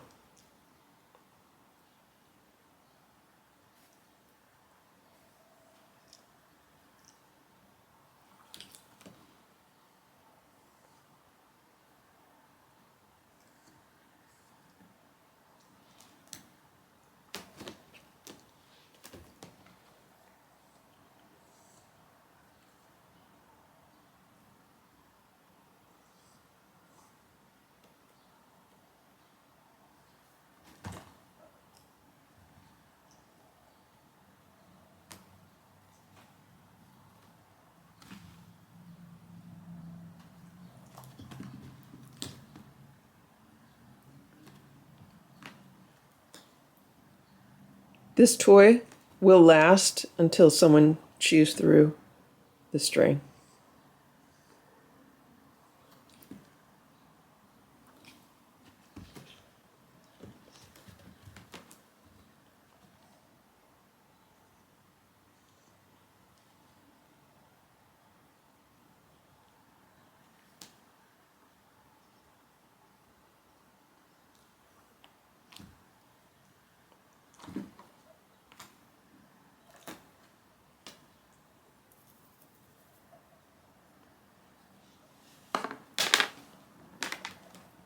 Boo is so cute when he's in hunting mode.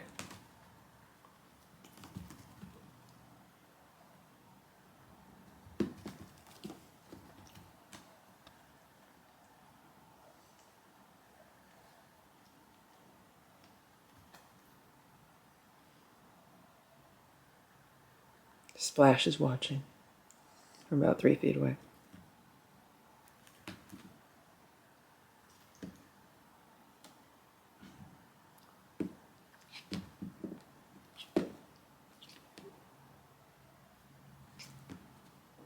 He's like, "You're not going anywhere, Spider."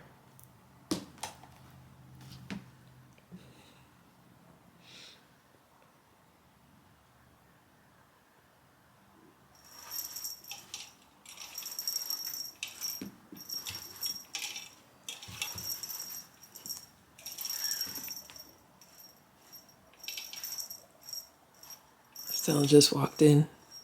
She turned the other toy on.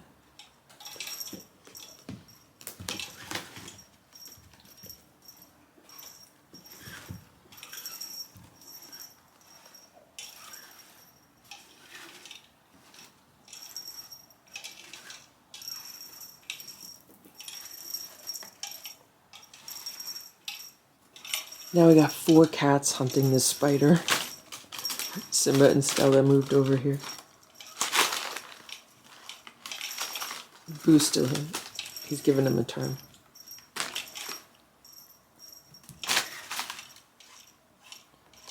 Simba's the one that chews through a string, so I have to make sure that he doesn't do that.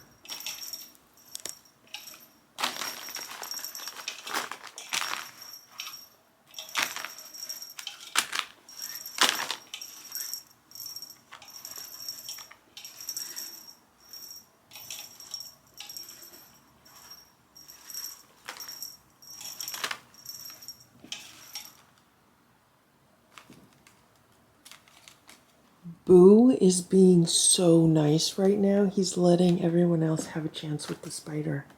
And he's not trying to attack them.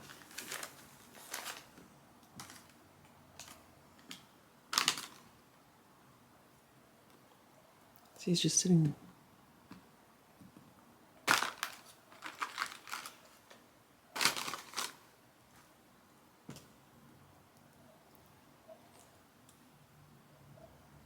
It's 11 a.m. and I should have left a while ago, but I've been working on my computer. And I just cleaned up the leftover food from downstairs, some of it, and I put 2 plates outside. There's some ants on these plates, so I shook the ants off outside. And this little guy, let's call him Oliver, was sleeping on one of the patio chairs. So when he saw me, he didn't move at first, and then he moved down to the patio, but he didn't run away. I was probably within 8 feet of him. And then when I came inside, he went over to the place to eat. It's 4:30 p.m. I just got home and I just walked into the room to unload like what's in the bags. Like I bought groceries and stuff today and a few other things. And look at what's going on here. Nancy's laying with the groceries. There's nothing for cats in that bag. I believe that bag only has seltzer water. Oh, I had a fish sandwich. The wrapper might be in there. Like at Stu Leonard's where I got the seltzer water, they have like their own little takeout food area, like their own little fast food or restaurant area. And they have like these crunchy fish sandwiches. So maybe she smells that. I don't know what she's doing. Or she's licking the bag.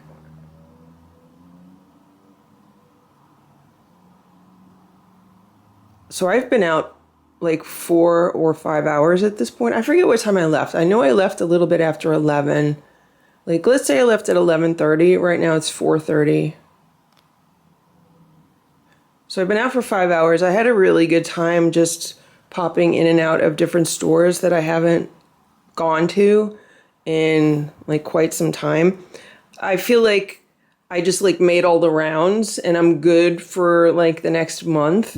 So maybe like I'll do this once a month, like go out and hit all the local stores that I enjoy going to and seeing what they have. I got a pair of white sweatpants in Marshall's. Because it's flea season and I like to wear white around the house so that if there are any fleas, I see them on me. And I really liked the cut of these sweatpants because there wasn't a lot of like seams and stitching and stuff. So I figured no places for fleas to be able to hide. And then I also went to the local pet supply store. I got 6 bags of cat litter. I got 12 cans of Friskies just to have as like backup emergency situation kind of stuff, or for special occasions and holidays because the cats like that as a treat. I got 12 cans of the salmon pate and 12 cans of the turkey and giblets pate. What else did I get? Oh, and I got, in HomeSense, they had this really cute spiral notebook with cats on it, and I'm going to use that as my flea journal. Isn't this cute? It was $6.99. That's Nancy tearing paper in the background. So this was $6.99. It has all these cats on it, and it has like these pockets in the front, and then it has lined pages with a place for the date. So I thought this would be perfect for a flea journal. I want to start using this and just keeping track of, okay, well, like what days am I vacuuming? How many times am I flea combing the cats? I want to find my flea traps and put those out just to, see what's going on there. So I just want to have like a running log of everything that I've been doing. Keeping track of the dehumidifier and stuff like that. And I think it could be helpful for me just to kind of keep me on some kind of routine and schedule, because what happens when you work from home and you're juggling different things is that like I don't remember, did I vacuum yesterday or did I not vacuum? Like that kind of stuff. I usually can remember, okay, I flea combed the cats this morning or I didn't flea comb them, because sometimes if I don't have time, I'll just do it once a day. But well, what are you doing, Nancy? Nancy, that's brand new. Nancy, that's brand new. You don't need to chew on those spirals. Okay? Okay, come on, Nancy, I gotta put everything away, okay? Don't ruin my new flea journal. This is for the fleas, Nancy. Okay, no. We are not ruining this. Come on. I also want to use it, like, if I'm gonna figure out some method of getting Capstar in the 3 cats that won't let me comb them, like I need to keep track of what days they get that. If I come across any kind of other stuff that I could put in their food, I'm gonna keep track of that. So like today I put extra B vitamins in their breakfast, even though the Lucky 7 did not eat their breakfast. I just need to keep track of stuff like that. And so that's why I bought that.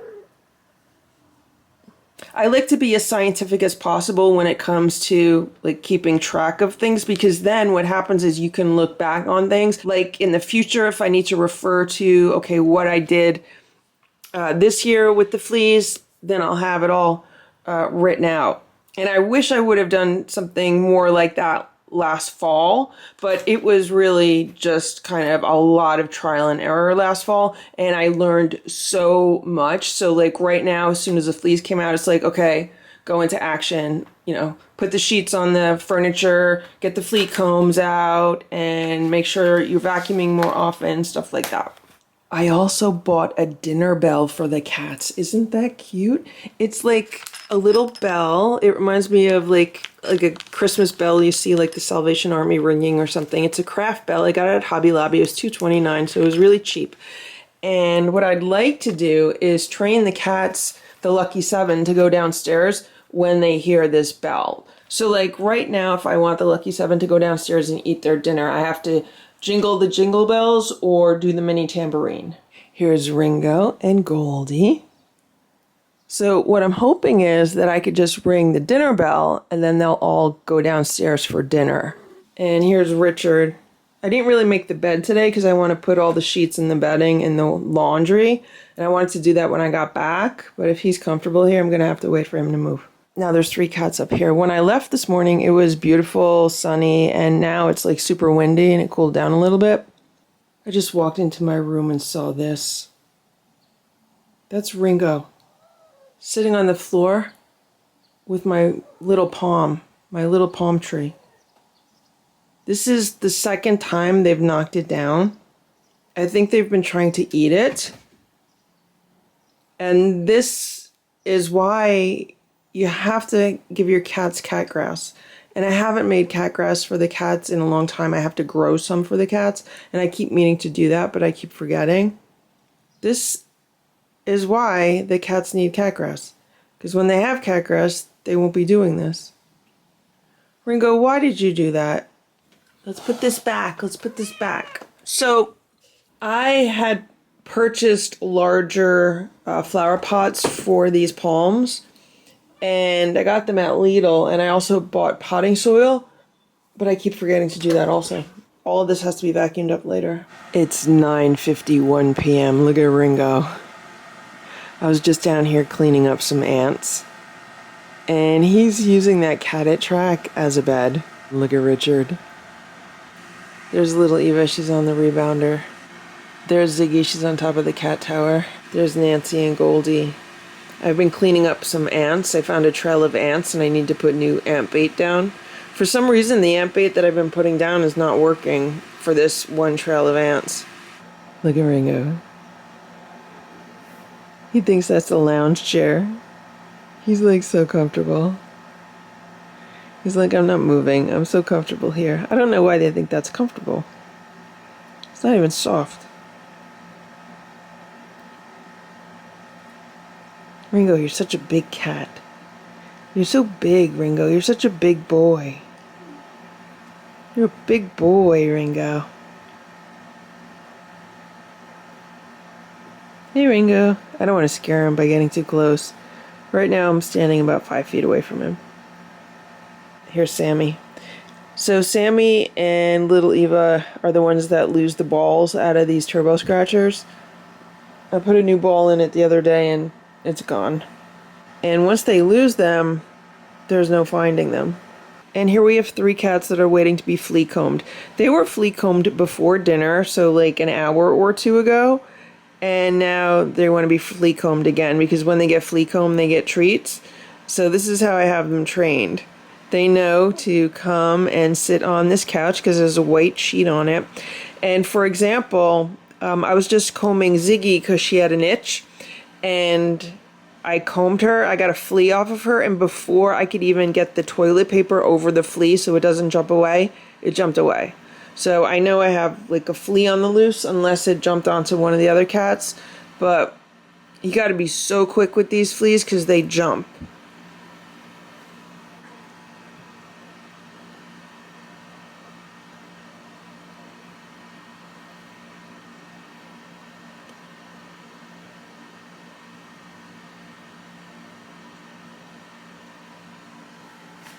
Look at Ringo. This is how he was sleeping before. See how big he is? He's like bigger than the cat track. Here goes little Eva.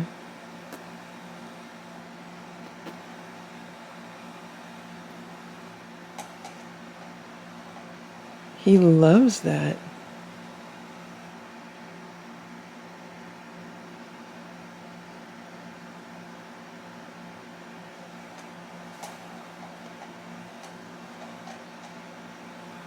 I just put 2 of the flea traps on, so this one here is still working from last year. And I just put a fresh sticky paper in the bottom of it. I get the refills for these traps, so I have to put the laundry basket on top of it to try to keep the cats from touching the paper and just disassembling the whole flea trap. And this one here, I have a green bulb in this one because the bulb blew out when I plugged it in.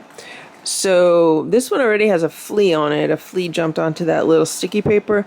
So we'll see what these papers look like tomorrow and how bad they are. Like last year when I put these traps out, I mean, they caught quite a lot of fleas, like immediately, like overnight they caught a lot of fleas. And then as the weeks went by, it was progressively less fleas.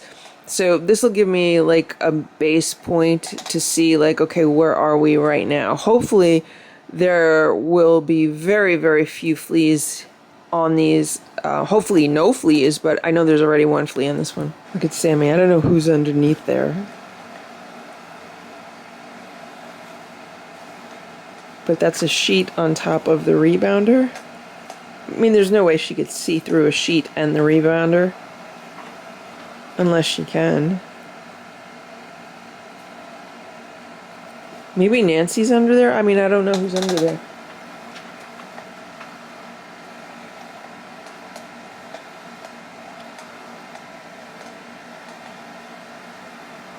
The noise in the background is the dehumidifier. I have that running. It's 8:15 a.m. Here's Simba and Splash. They're still in bed. This is where they slept last night. Here's Boo. He's laying on some papers. This toy needs new batteries, so I have to unscrew the battery compartment, put new batteries into it. I'll do that later. This toy is still working.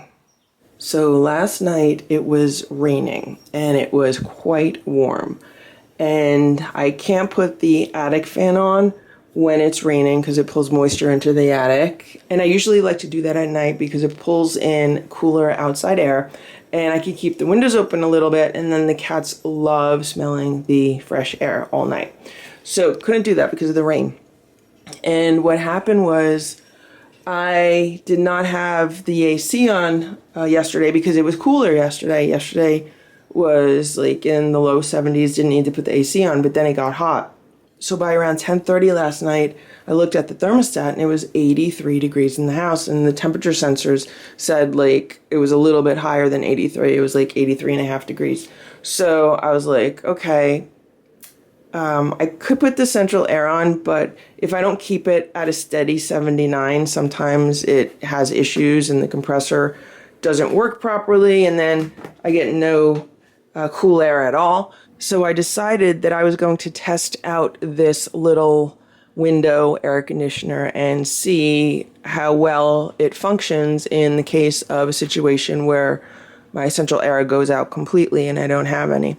So I put this on, and I put this on high cools, and I set it for 64 degrees just so that it could just like pump out cold air. So this was pumping out cold air, and within 20 to 30 minutes, there was a noticeable difference in the house, and the temperature sensor in this room had gone down by 1 degree. I ended up keeping this on for an hour and a half till about midnight, which is when I ended up going to sleep. I didn't want to keep it on while I was sleeping. I was going to put it on low at first, but then I was like, no, I'm just going to shut it off. The house is cool. It should stay cool because like all the windows are shut. So I'm happy to report that within an hour and a half, this got the house down 3 degrees. So it was down to 80, which is much more bearable than 83. Doesn't sound like a lot of difference, but it's definitely a lot of difference. There was a noticeable difference in the rooms that I had shut off. So the bathroom door was shut. I had a curtain shutting the kitchen entrance, and my bedroom door was shut. At first I had Boo's room shut, but then I opened it up because he wanted to be near the windows to look out. So I was like, okay, that's a small room. You could go in there. So this unit was basically only cooling the living room, the dining room, the hallway, and Boo's room. And it was able to get the temperature down 3 degrees in an hour and a half, which is good because the HVAC people tell you you want a unit that's going to be able to cool like 1 degree per hour. And so that was great.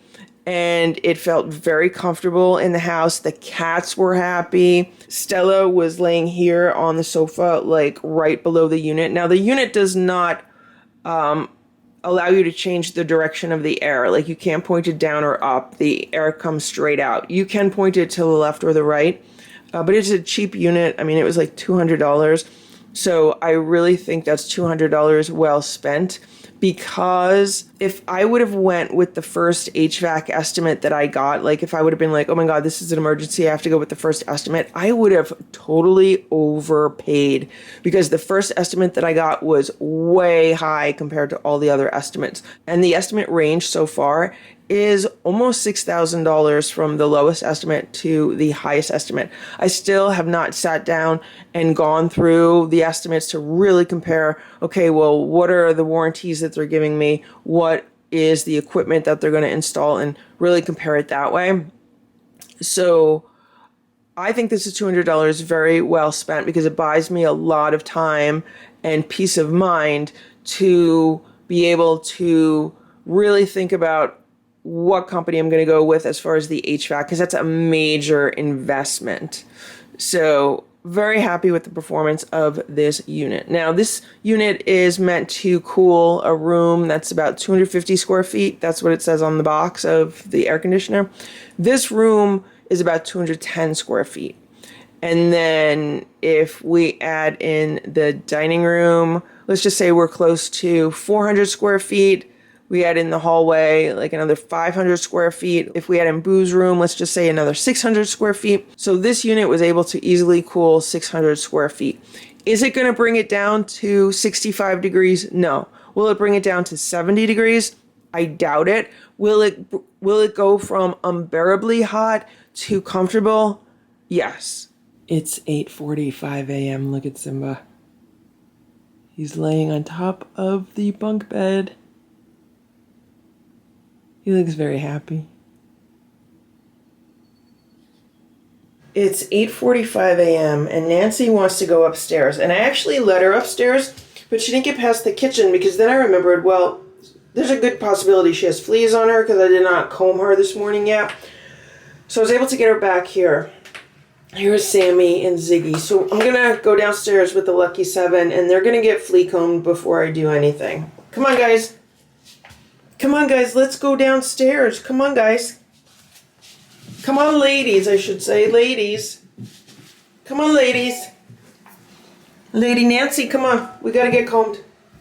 I am happy to report that this flea trap has no fleas in it. This flea trap with the green light is more concerning. It has 2 fleas in it. I'd be happy if it only had that 1 flea that we saw last night, but it does have 2. So I know that this area where like Ringo was laying yesterday has more fleas in it than the other area. This is Richard today. And do you see the size difference between Richard and Ringo?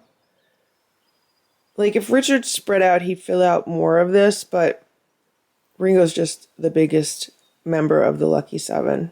And here's Nancy. Nancy says she's ready to be combed. Okay, Nancy, I'll get the flea comb out. There's Ziggy and Nancy. Ziggy just joined Nancy on the sofa. All right, guys, let's get combed. And there's Richard. And Nancy immediately starts purring when I start combing her. But do you see how well trained these 3 are? I was going to show this to you yesterday when they did this last night.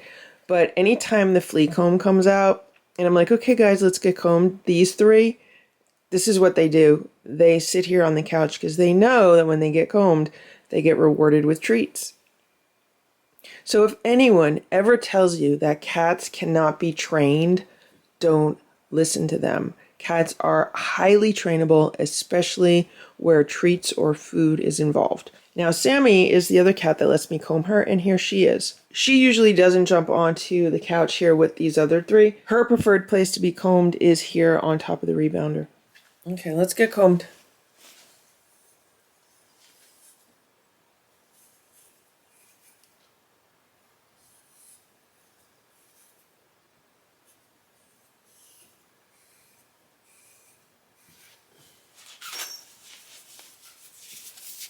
No fleas so far.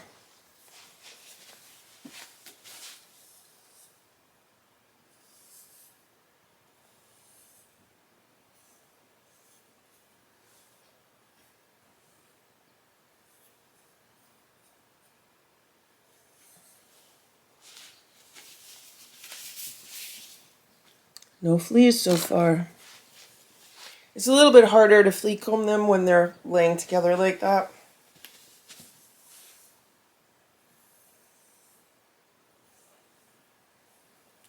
Be nice, Richard.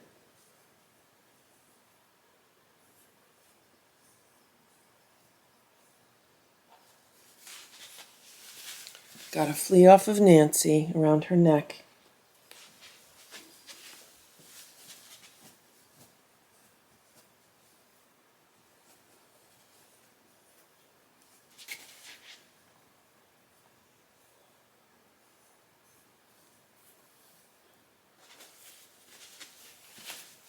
Got another flea off of Nancy around her neck. Sometimes you have to really dig deep into their neck fur.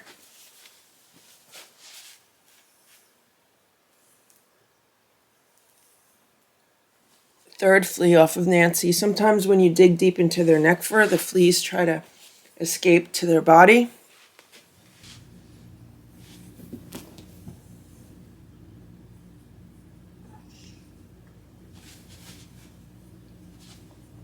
Your neck, Ziggy, okay?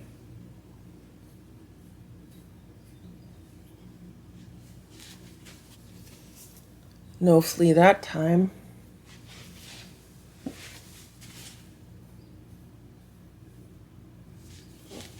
Another flea off the neck. That's 4 for Nancy so far. This is why I didn't want her to go upstairs.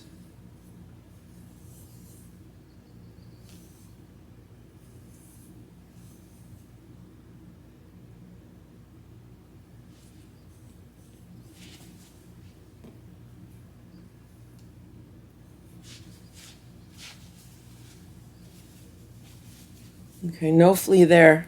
If there's too much cat hair on the comb, then I really can't see if there's fleas, so that's why I have to empty it.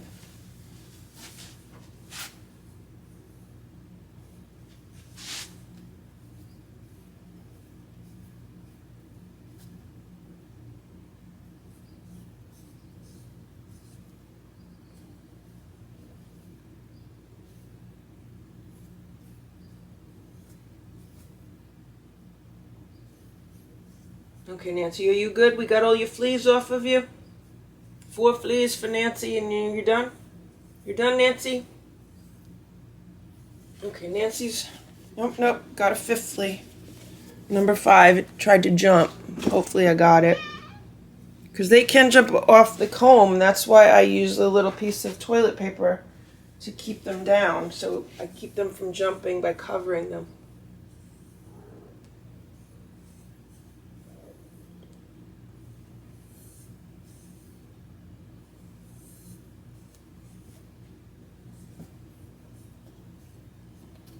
Be nice, Nancy. Okay, I know. You want your treat. I know. All right, I'll give you your treat. Here's your treats. Ready?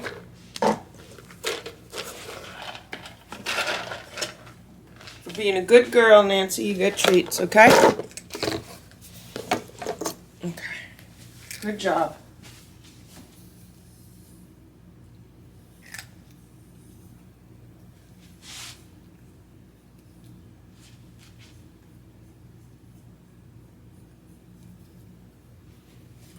Okay, good job, Nancy. All right, so we got 5 fleas off of Nancy. 2 more treats. 1 per flea.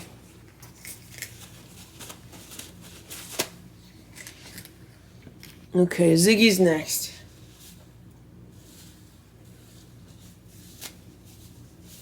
I gotta cut more toilet paper squares. Okay. Ready, Ziggy? Here's Sammy. She said she's ready too. Okay, you ready, Ziggy? Let's see if Ziggy has any fleas. Ziggy, you got any fleas today? You're gonna give me all your fleas. Give me all of your fleas, Ziggy. All of them. Give me your fleas.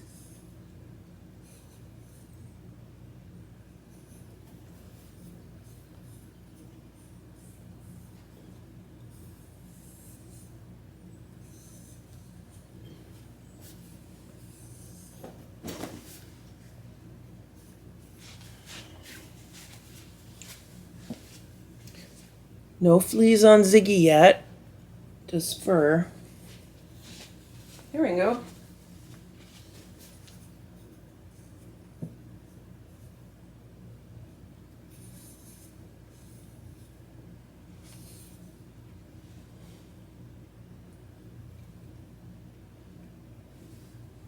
Got any fleas, Ziggy?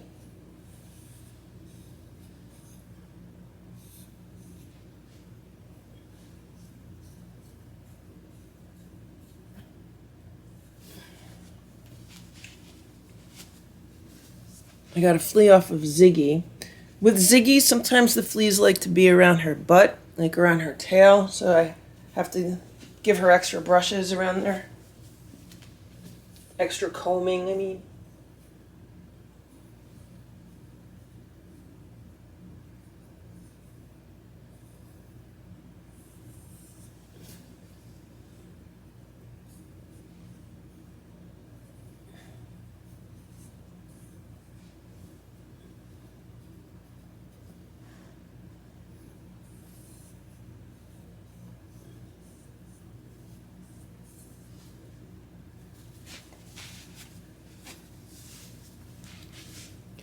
Ziggy's fur around her neck is not as thick as Nancy's fur around her neck. Ziggy's fur is longer than Nancy's fur. Nancy has like the shortest fur in the house. So Ziggy's one of the easier cats to comb.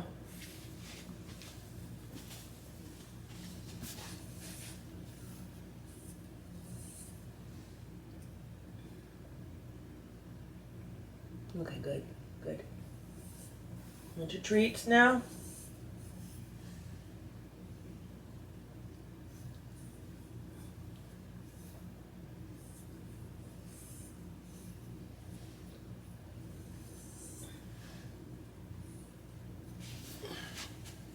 Okay. So it looks like Ziggy only had that one flea.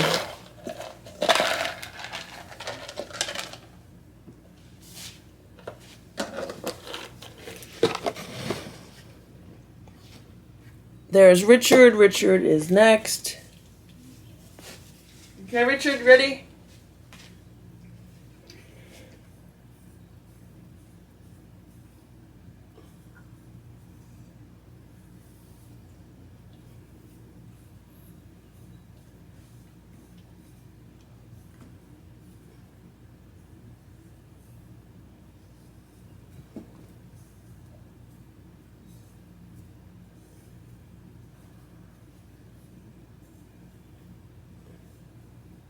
I had to replace the camera battery. I was not getting any fleas off of his neck, but I'm going to continue to comb him. With Richard, he can be difficult to comb because he gets to a certain point where he's like, I've had enough. So at that point, I have to then use treats to distract him. So I have to give him a few treats. When he's eating the treats, then I have to really try to get all the combing in.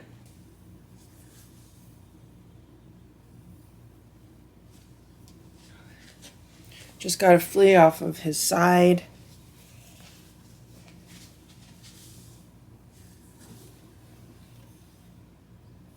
Be nice.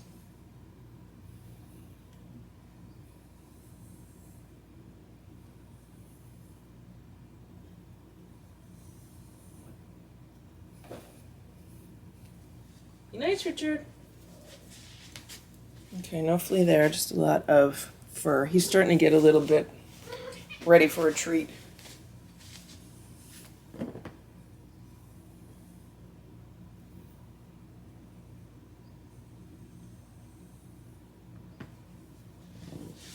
Okay, second flea.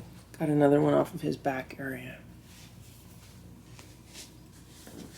I think Richard likes it when I move the comb very slowly, because he's purring. Okay, third flea. Sometimes you get more fleas when you move the comb slowly, so that might be my new tactic for Richard.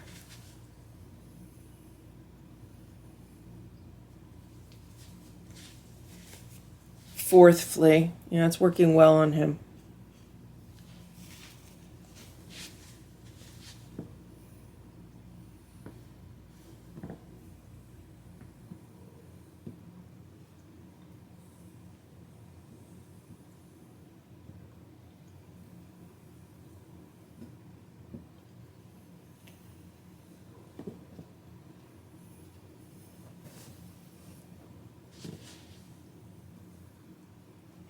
Okay, I know. See, did you see what he did?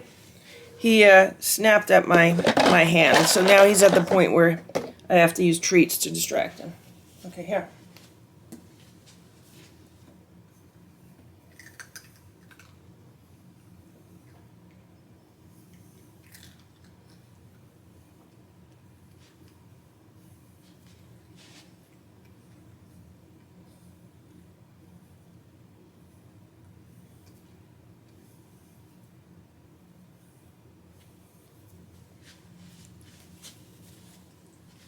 There's another flea. So what are we up to? 5? 5 fleas on Richard now?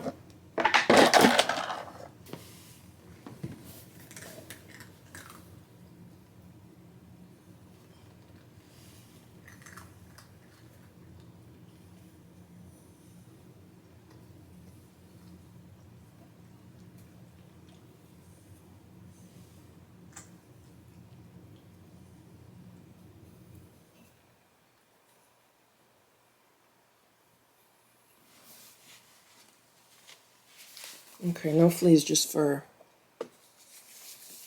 Okay.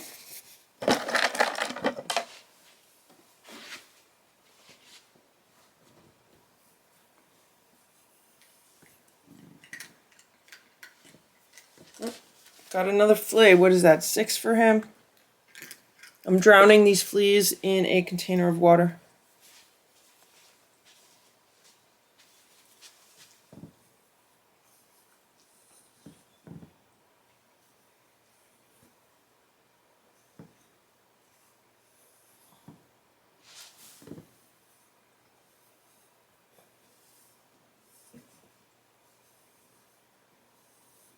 Right now he's purring.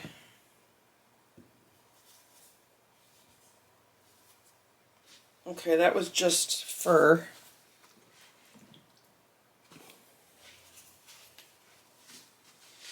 Are you done, Richard? Are we done?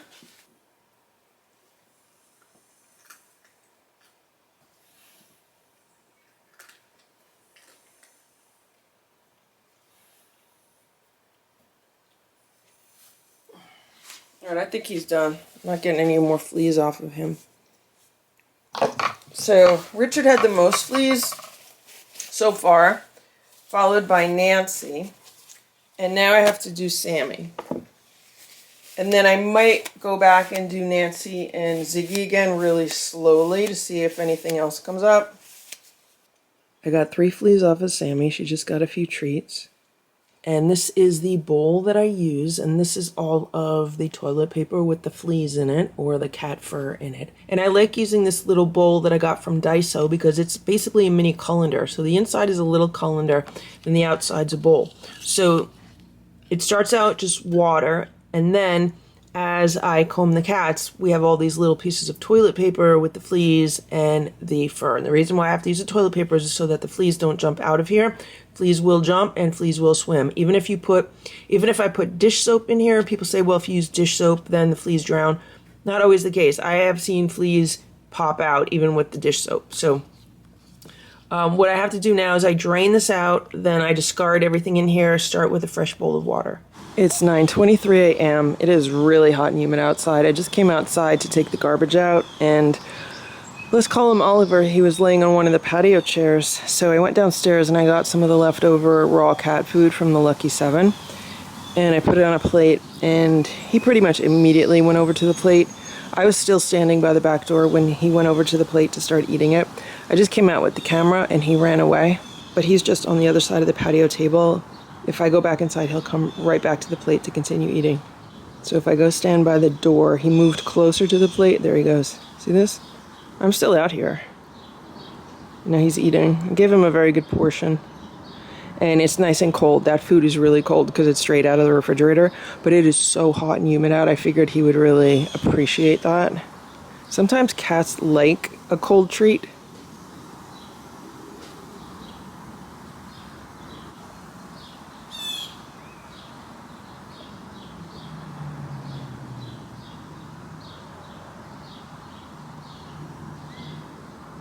I mean, he looks like he could be cousins with Nancy and Richard and Eva and Ringo, the tabbies.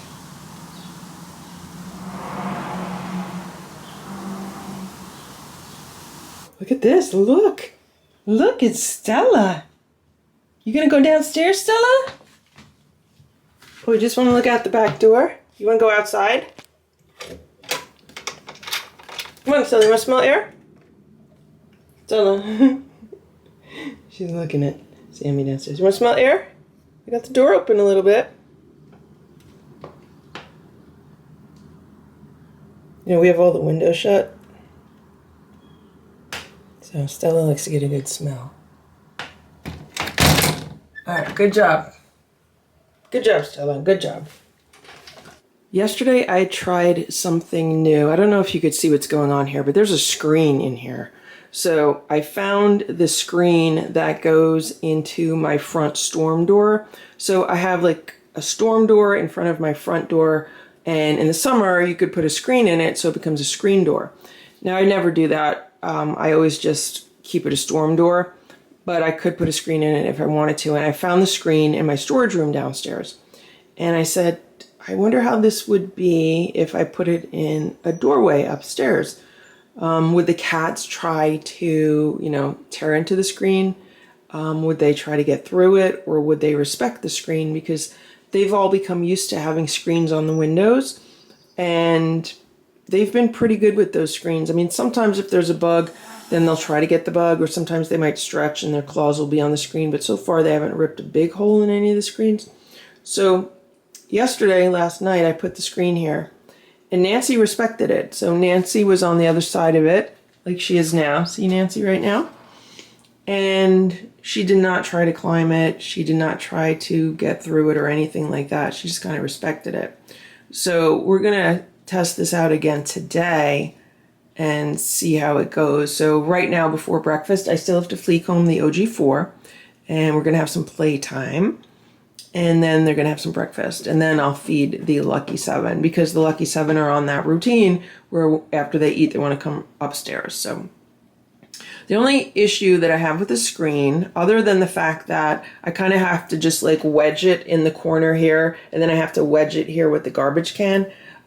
So, I mean, if I definitely wanted to use it, I could probably maybe put some Velcro along the edges and like Velcro it to the door frame. And right now, Nancy's probably watching Cousin Oliver eat some food. Yeah, he's just about done with that plate.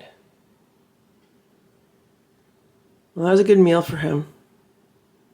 I'm not going to overload him with a bunch of food, and I really don't want to be feeding him, because he could easily go down to the other end of the block and get food from my two neighbors that are feeding these cats.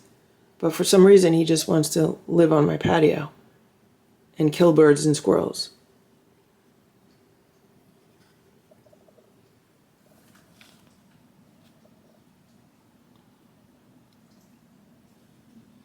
Here's Richard. Richard's like, what's going on? What's going on, Richard? Nancy's used to the screen because she saw it yesterday. She was the only cat that really came up to see the screen yesterday. The other ones didn't. But it's very different from a gate. A gate is much more solid. Like, a gate's there. You could really see it. With the screen, you don't notice it as much. Boo is by far the easiest cat to flea comb because A, he loves being combed or brushed, like that's his favorite thing. And B, because Boo has the least amount of fur among all the cats in the house. Like, his fur is just much thinner. It's not as thick. Maybe because he's always grooming himself, because, like, not over grooming himself, but Boo likes to look good. He's kind of vain like that. But I think it's just because he has a different type of fur. Like, Simba and Stella are the most difficult. Well, Splash is the most difficult cat because he doesn't like being combed, and also his fur is just as thick as Stella and Simba. They're really difficult to comb because it's hard to get a comb through their fur. Like, with Boo, it's easy to get a comb through his fur. Like, it just goes through. And so far, thankfully, other than that first flea I got off of Boo, I haven't gotten any other fleas off of him. Like, there's been no fleas on him. So that's really good. So here's Simba. Now, I want to show you what happens when I comb Simba. So here's his fur, and do you see what the comb does with his fur? See how his fur is so thick? Look how thick his fur is. So when I slide the comb, it fills up the whole comb. See how thick his fur is? You can't see any of the comb, hardly any. Let's do the same thing on Boo. Notice you could see the comb. See? See how you could see the comb when I comb Boo? there's not a whole lot of fur there. You could see the comb.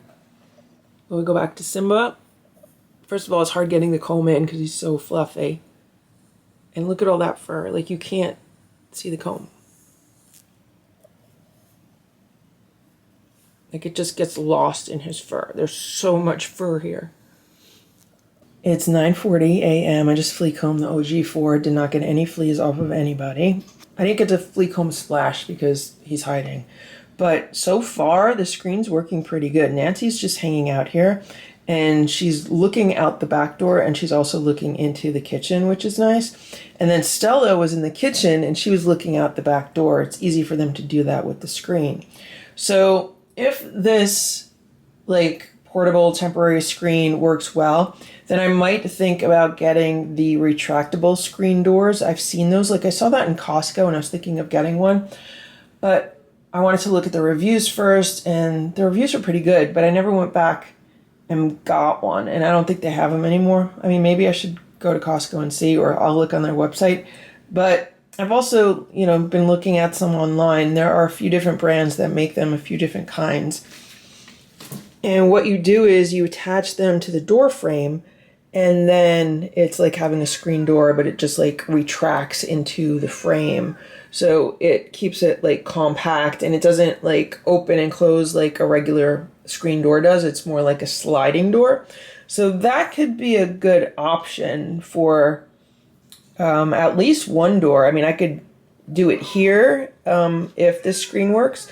I could potentially use one like for my bedroom or Boo's room, just when I want to keep the cats a little bit separated, but at the same time, not totally separated. Like, it might be better than like a shut door. So I don't know. We're just experimenting right now, and we'll see how these go. The cats are having some playtime with the spider, and I wanted to show you how good Boo is with sharing his toys now. And like, he totally changed from like when he first came inside and he didn't understand like sharing. And if he was playing with this and if any of the other cats would try to go near it, he'd attack them. But now he lets them have a turn. And they were all like sitting here and they were all having turns, but I didn't have the camera. Of course, I get the camera and then the other ones leave. Splash is the only other one that's still here. But you see, Boo didn't run to attack him. And Splash can play with it for a little bit, and Boo will understand, like, not to attack him. Just give him a turn.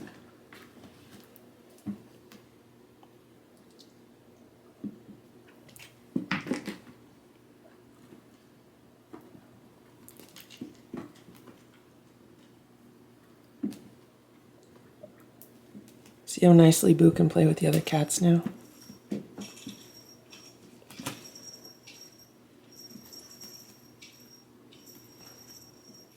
And Splash really likes this spider also.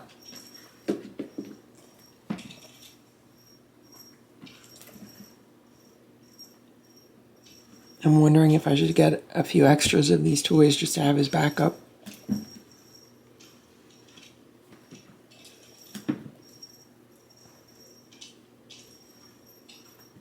See how nice Boo's? Like, he's not attacking Splash, he's not attacking the toy. He says, okay, Splash, you could have your turn.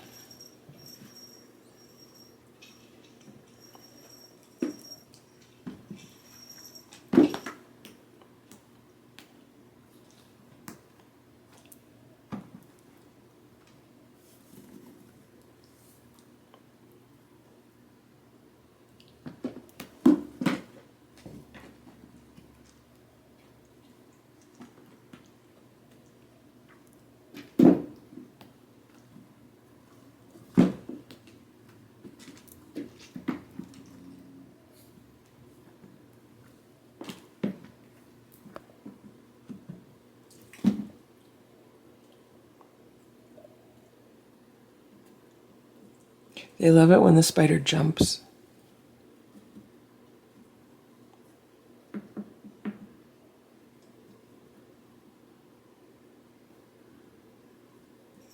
It's 12:55 p.m. I just cleaned out my car, gave it a good vacuuming, and you know, wiped down all of the surfaces inside, cleaned everything up really nice. And I haven't done that in a while. Organized everything in the like trunk area and everything. And this guy's been watching me while I've been on the patio. He hasn't been watching me clean my car in the driveway, but I've been here on the patio emptying out the vacuum and stuff, and he's been watching me. He probably wants me to go inside so he could sit on a patio chair. It's a bit cooler now than it was earlier, although maybe that's just because of the breezes. But I was going to do something and I just totally lost my train of thought. What was I going to do? Oh, I need to fix the netting that is on the blackberries. It's 2:23 p.m. and I'm getting some work done on my computer today. Like, today is supposed to be my day off, but I just found out that tomorrow I am not going to be working. I have to go out for the day. So I'm trying to get some stuff done today instead. So here are Stella and Simba. Here's Boo. He was asleep in his room, but when he heard me, he picked his head up. So the central air is on, so that's why all the windows are shut. Boo likes cuddling up with the runner that's on top of the shelf. Sammy's walking around the house right now. Eva, Ziggy, and Goldie are downstairs. So what's been happening is when I play with the cats downstairs with the spider toy, sometimes when I put the spider toy away, the cats continue to look for the spider. And I think that's what's been going on there because we had a lot of playtime with the spider today. And look at what's going on in my room. This is so funny. I just came in and saw this, so I had to get the camera. So all of the sheets are in the laundry today, like the sheets and the pillowcases, but I knew that the Lucky 7 would be in this room today, and with their fleas, like I didn't want them getting fleas anywhere in my bed, so I made sure that I still put the duvet covers on top of it, like, and the pillow shams, because they're white and I could see any speck on it. Look at what's going on here. So Richard and Nancy have decided that they need to sleep on this bed like they're humans. What are you guys doing? Richard is using a pillow. Do you see he's using the pillow? And Nancy was right here. Why are you wet, Nancy? Why is there wetness on you? Was Richard grooming you? Was Richard grooming you? Is that why you're wet? Ringo's under the bed right now. He was on top of the bunk bed. These two are so funny. So what I've done is I've closed the door to the room because what that does is it lets these guys be in here. They're happy in here, and it lets everyone else wander around without like fear of being ambushed. So that's why Stella, Simba, Boo, they're all like really comfortable right now. Nancy, Richard, and Ringo are all in this room. And I'm fine with that because these guys are, you know, downstairs all night and roaming around down there. Why not let them hang out in this room if they're happy here, and then everyone else could, you know, be happy and intermingle. Now, that being said, Nancy's been a good girl recently. She hasn't been attacking or ambushing the other cats. Last night, she did kind of ambush Splash a little, but he wasn't fazed by it, and it was almost like she was trying to play with him. So Sammy was knocking on the door. I just let her in, and Ringo was very happy to see her. So now these four are in the room, and that means downstairs is Goldie, Little Eva, and Ziggy. They're free to come upstairs. The door's not shut. They could come upstairs. They could roam around. If they want to come in this room, they could come in this room. But I think this is a good compromise, and maybe this is going to be a new summer routine for the cats now that they have the bunk bed. For some reason, the Lucky 7 wants to spend a lot of time in this room. So I'm just going to let them spend time in this room and be happy. If I had another bedroom, then like they would have their own bedroom and everything would be perfect. But this house was never meant to have this many cats in it. And I never, ever even wanted cats to begin with. So I don't even know how I got 11 cats. So we're just trying to make things work. It's 3:30 p.m. and all of a sudden the storm came like out of nowhere. It's like all of a sudden I heard thunder, I looked outside and everything was blowing all over. So I ran outside to rescue the patio umbrella. I had to make sure that it's tied down because I don't need it taking flight and then knocking the table and everything over. So that's what's going on. All the thunder woke the cats up. It's pouring out. The worst thing about this air conditioning unit in the window is that you really hear the rain on it. Whenever it rains, you really hear the noise on it. The second worst thing is the fact that it like blocks the window, so the cats can't look out that window, but it's just temporary. Meanwhile, in my room, all the cats are hiding, so I think this is a good time to put all the bedding back on the bed. I was like waiting until later, so I'm gonna go down to the laundry room, get my sheets and everything, and then get that done. It's 4:15 p.m. Boo is still relaxing by the window, and I wish I would have had the camera with me and filmed what just happened in my room. So there was meowing at the door, and I was like, what is going on? So I opened the door, and Sammy, Goldie, and Ziggy are on the outside of the door, and they're meowing because they want to come in. So I was like, all right, you guys want to come in? Come on in. Then Richard and Nancy heard the other three of them meowing, and they start meowing at the three of them. So I have 5 cats meowing at each other like it's a family reunion and they haven't seen each other for years. That's exactly what it was like. It was like the ones in the room are meowing, hey guys, come on in, it's good to see you. And the ones coming in are like meowing, oh, hey everyone, I'm here. It was the craziest thing. So now all of them are in my room except for little Eva. She's still downstairs. If she's happy down there, fine. But I mean, they've only been separated for a few hours today, and now they're all happy again because they were like meowing at each other. I swear, if these cats were people, the way that they were meowing at each other was like, imagine like family members or friends that haven't seen each other in so long and they're getting together for like a reunion. It's 8:11 p.m. and I was just taking some garbage out, and he was like sitting here like on the patio just looking at me. So I was like, oh, you want something to eat? So I opened up a can of food that the cats don't like. I have, you know, quite a bit of food that none of the inside cats want to eat. I bought it when they liked it, and then you know how cats are, then they don't like it. So I put some out. There he is right now. And I really don't want to have to put cat food out twice a day. I mean, it's a horrible thing to say,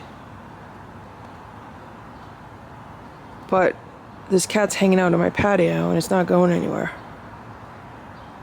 And it's hungry and it wants to eat the food. You want to eat? You want to eat? So I'm gonna go inside right now. I think I'm getting bit up by bugs. Yeah, so that's what's going on. There's the cat eating food. It's the second meal that I've put out today.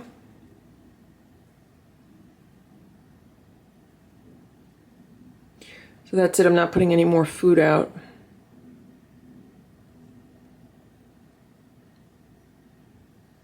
I have to go put gas in the car. I'm just really not happy about this. Like, I did not ask for this. I was not like, oh, I wish that there were more cats in my yard that want to be fed and taken care of. Like, that's not on my scorecard for this year. I already have 11. I don't need another one.